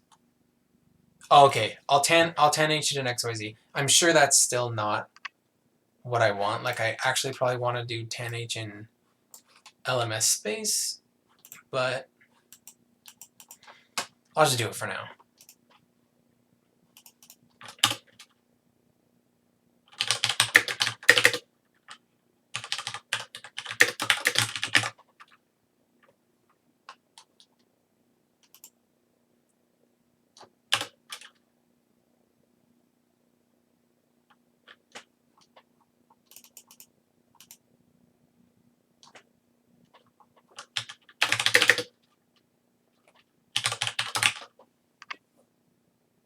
Right, okay.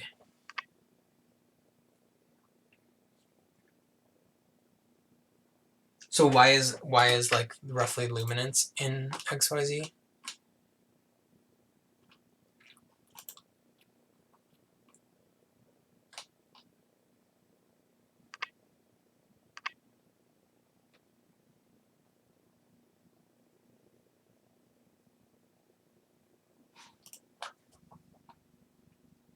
Okay.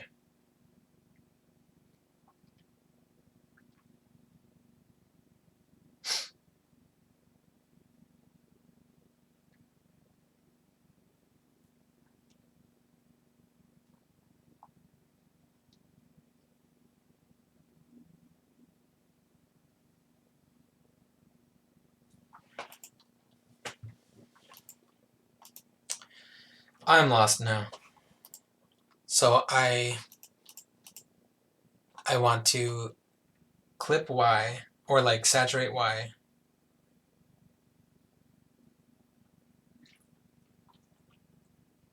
Well, I've already made the matrix, so I can just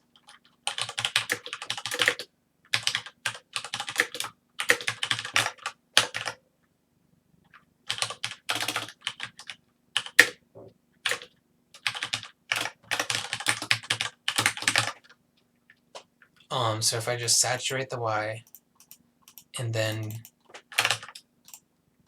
get back my RGB and then momentarily I'm going to take out these 10H's and see what it looks like. Syntax error.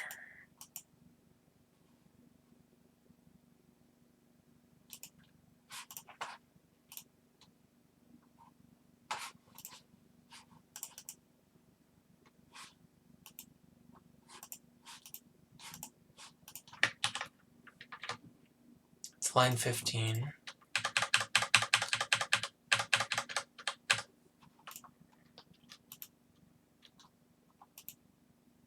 Oh, maybe I'll just define these in main.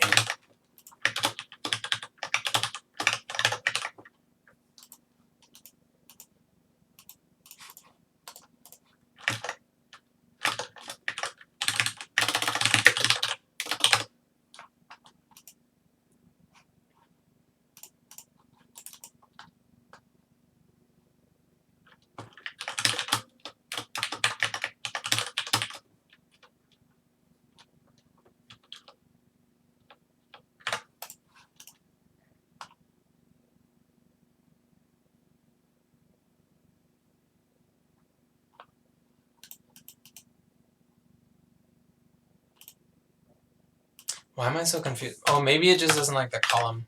I mean the trailing comma. That would make sense. Yeah, it was just a trailing comma.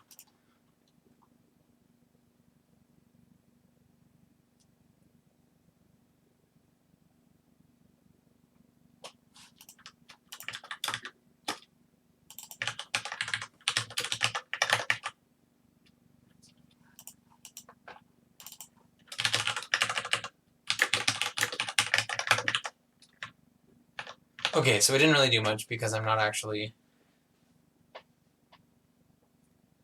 Okay, you get luminance from Y, and then you figure out how to desaturate. Okay, so you lerp or smooth step X and Z towards 0.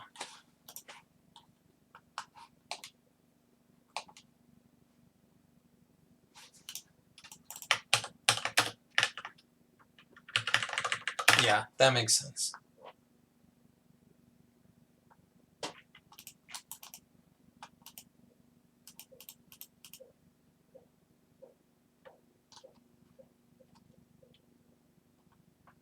Okay, so we have our XYZ value. Our luminance is Y.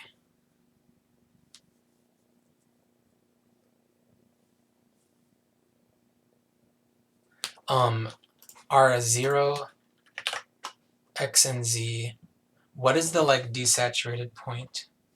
What is the white point for XYZ?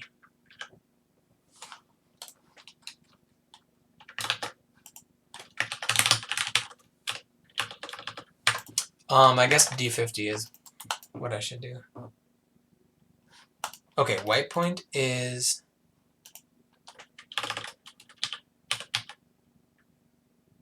Right.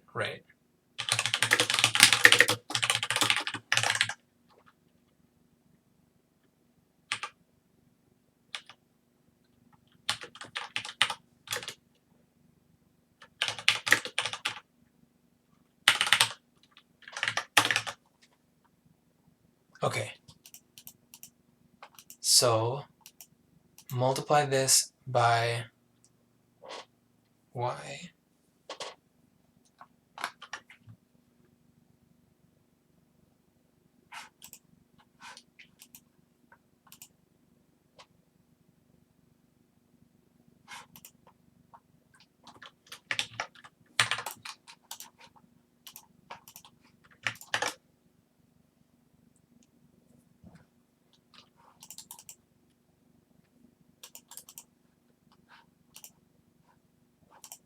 Oh yeah, okay, so here is D65, 95, 047, oh, I gotcha. So this is like relative to luminance. So okay, I have my two matrices. I find my linear RGB color, then I convert to XYZ. And then I have a white point. So what I want to do is, as Y goes above 1,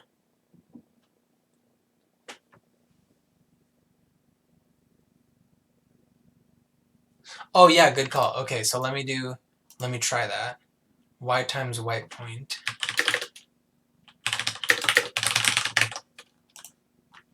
And then I convert back. So yeah, just a sanity check to see what's working. This is a 3 vector. So that didn't work, but that's because I'm not using the right thing. Yeah.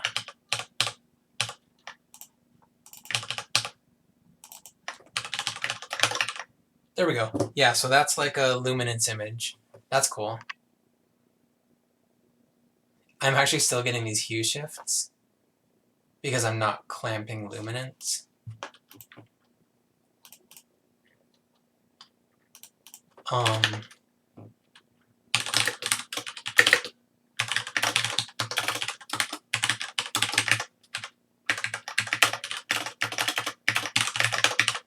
There we go, that should fix that.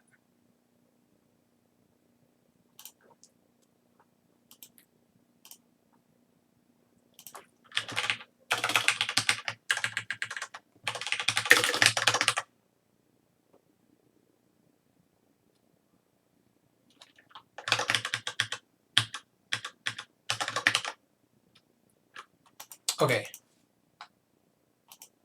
So now I can use the amount that I went above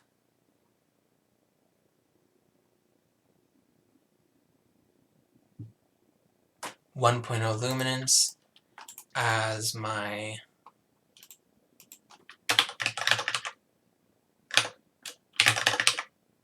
that's cool. Yeah.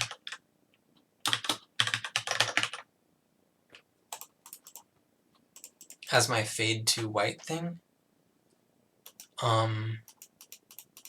So rather than XYZ equals lum times white point, I do how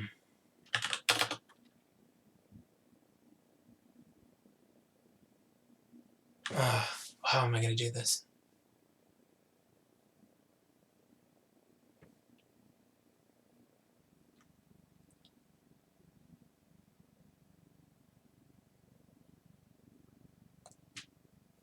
Okay, yeah, I am messing something up in that case.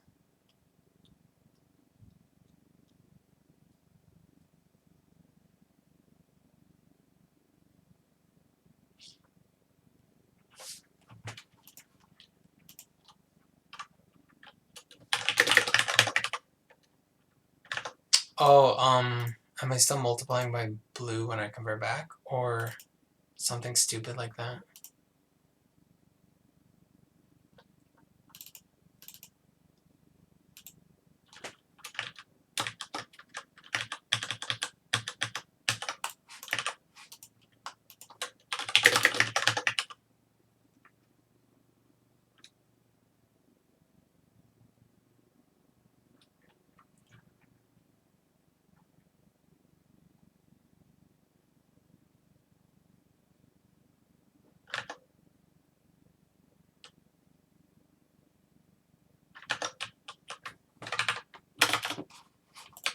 Okay.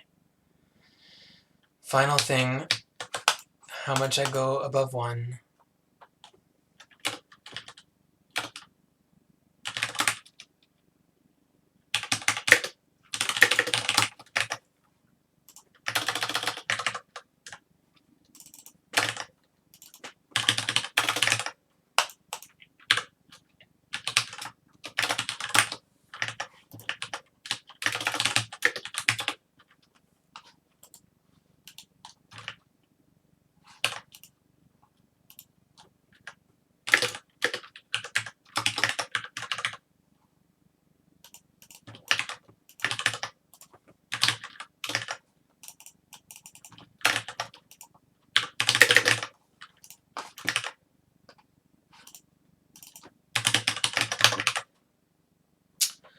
Wow, that is not what I wanted.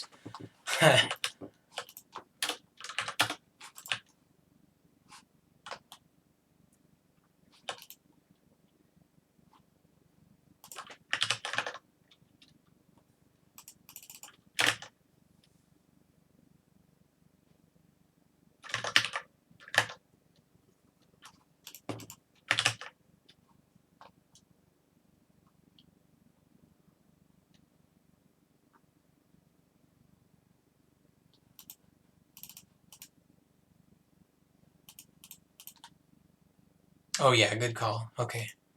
So in that case, I should do tan h of my mix value. That kind of looks wrong, but it's like, it seems like it's the right thing. Like I'm doing what I'm intending to do.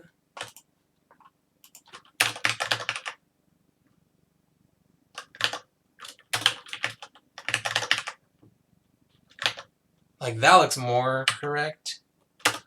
Still kind of looks like crap. But I think that's just because I'm doing basic Lambertian shading. So like it's boring anyway.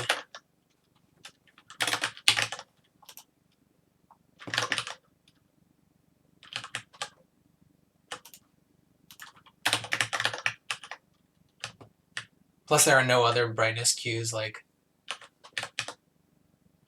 bloom or anything, so that might also be why it's like doesn't look convincingly desaturating to white.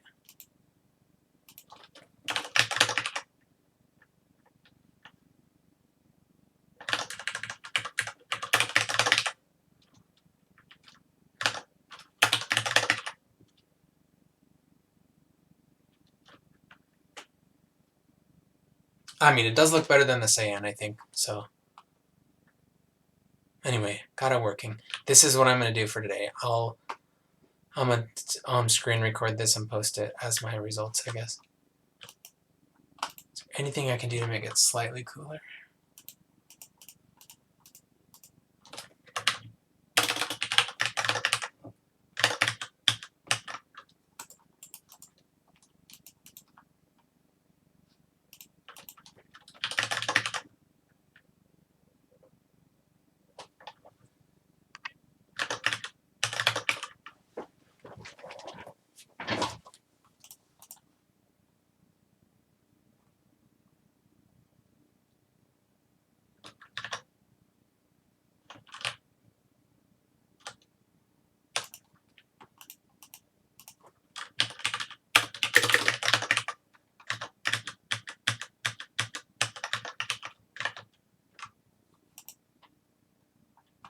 Anyway, yeah. I guess I'm going to call it a stream, but it can't be a stream without Hubble.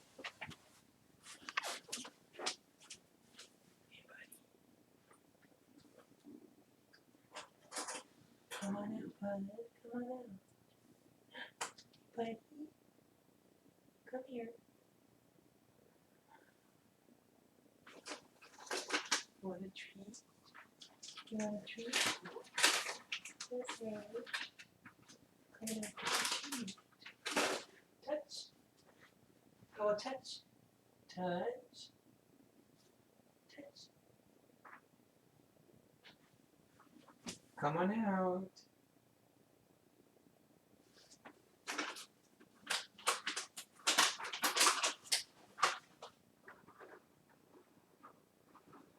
You want food? Come on out, bud. Come on out.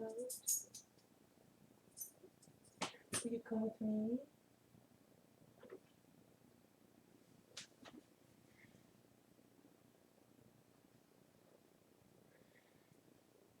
Come on out, buddy.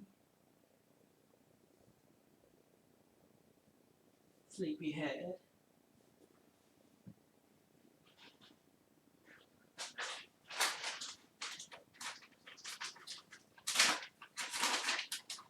Want a treat? Come here, buddy. Come here. Come here. Okay, come on. Come on, get another treat.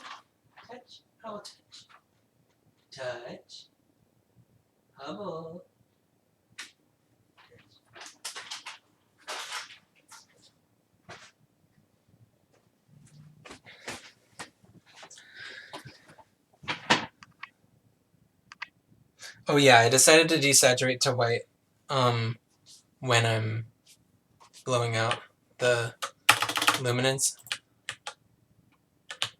It's like you can kind of see it in a few places here. Overall, I don't think this looks amazing. Oh yeah, that's actually really easy. By the way, Hubble's being very shy, so hopefully he'll be on the stream in a couple minutes. That is a good idea though. So I'll take my linear light color and I will do exponential distance fog. So like D is my distance.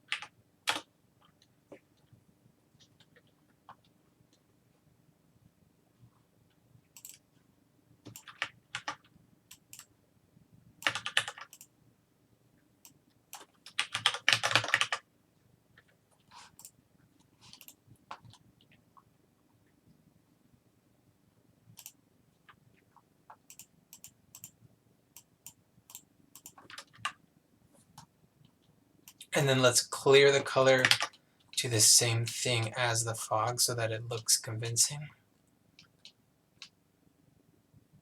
Where's my clear color? There it is.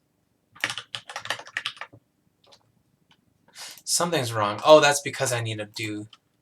These are sRGB. So I need to put a POW on these also.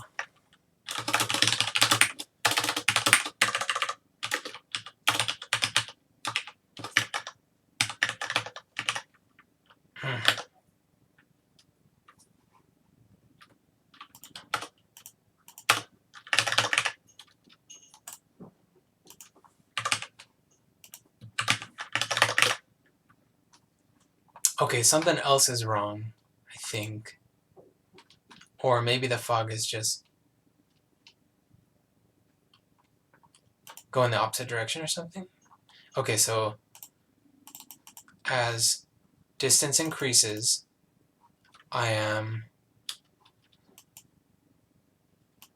think I am doing it backwards, yeah. There we go. Yeah, my fog was backwards. Okay, let me change the fog color to be something else. More desaturated, I think.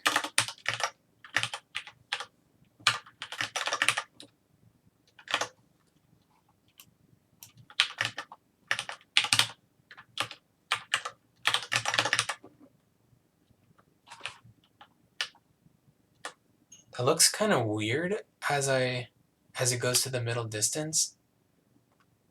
And I can't say whether it's correct or not. Also, one thing is, if I want like a big blown out glowy fog, then I should be doing the same tone mapping to the atmosphere, and I'm not. Which like I could solve by doing actual post-processing tone map by just using another render target. Okay, let me just make it like a really dark colored fog.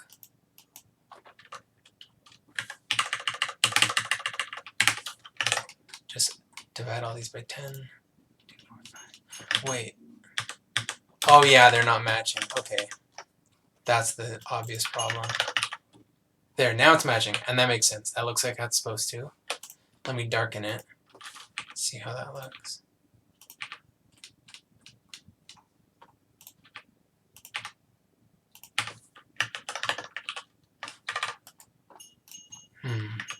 Interesting.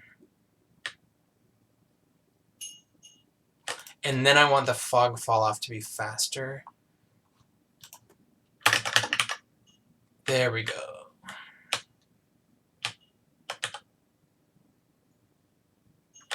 And then I'm maybe gonna desaturate my main color a little bit too. Or just, let's try dimmer light.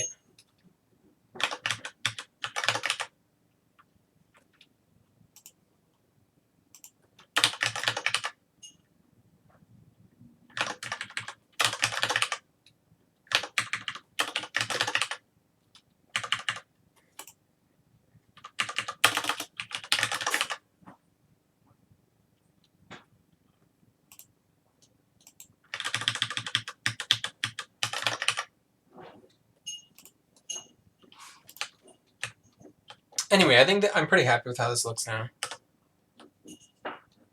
for the day. I'll make something better next time, but for now we have a height field with a couple of sine waves moving across it, moving camera, adaptive tessellation in like a radial grid, and some fog. I'm going to darken the fog slightly more.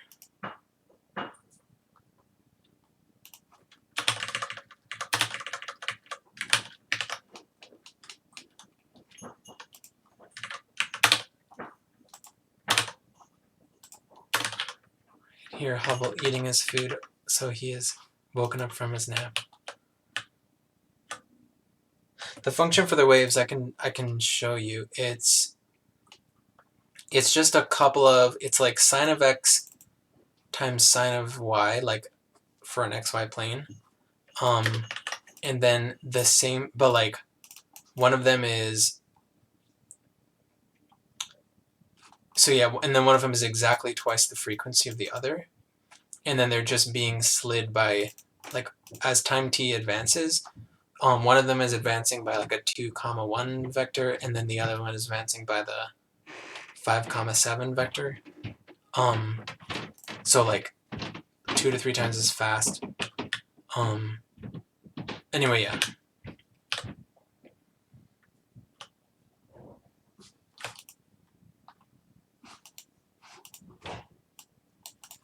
Okay, I think I'm gonna call it a stream. I'm gonna go get Hubble.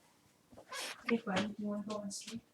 Come here. Hey, puppy. Okay. Say hi, bud.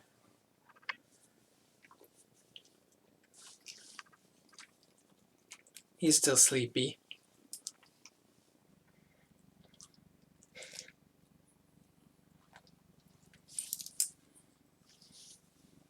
Basically, the reason anybody watches this stream.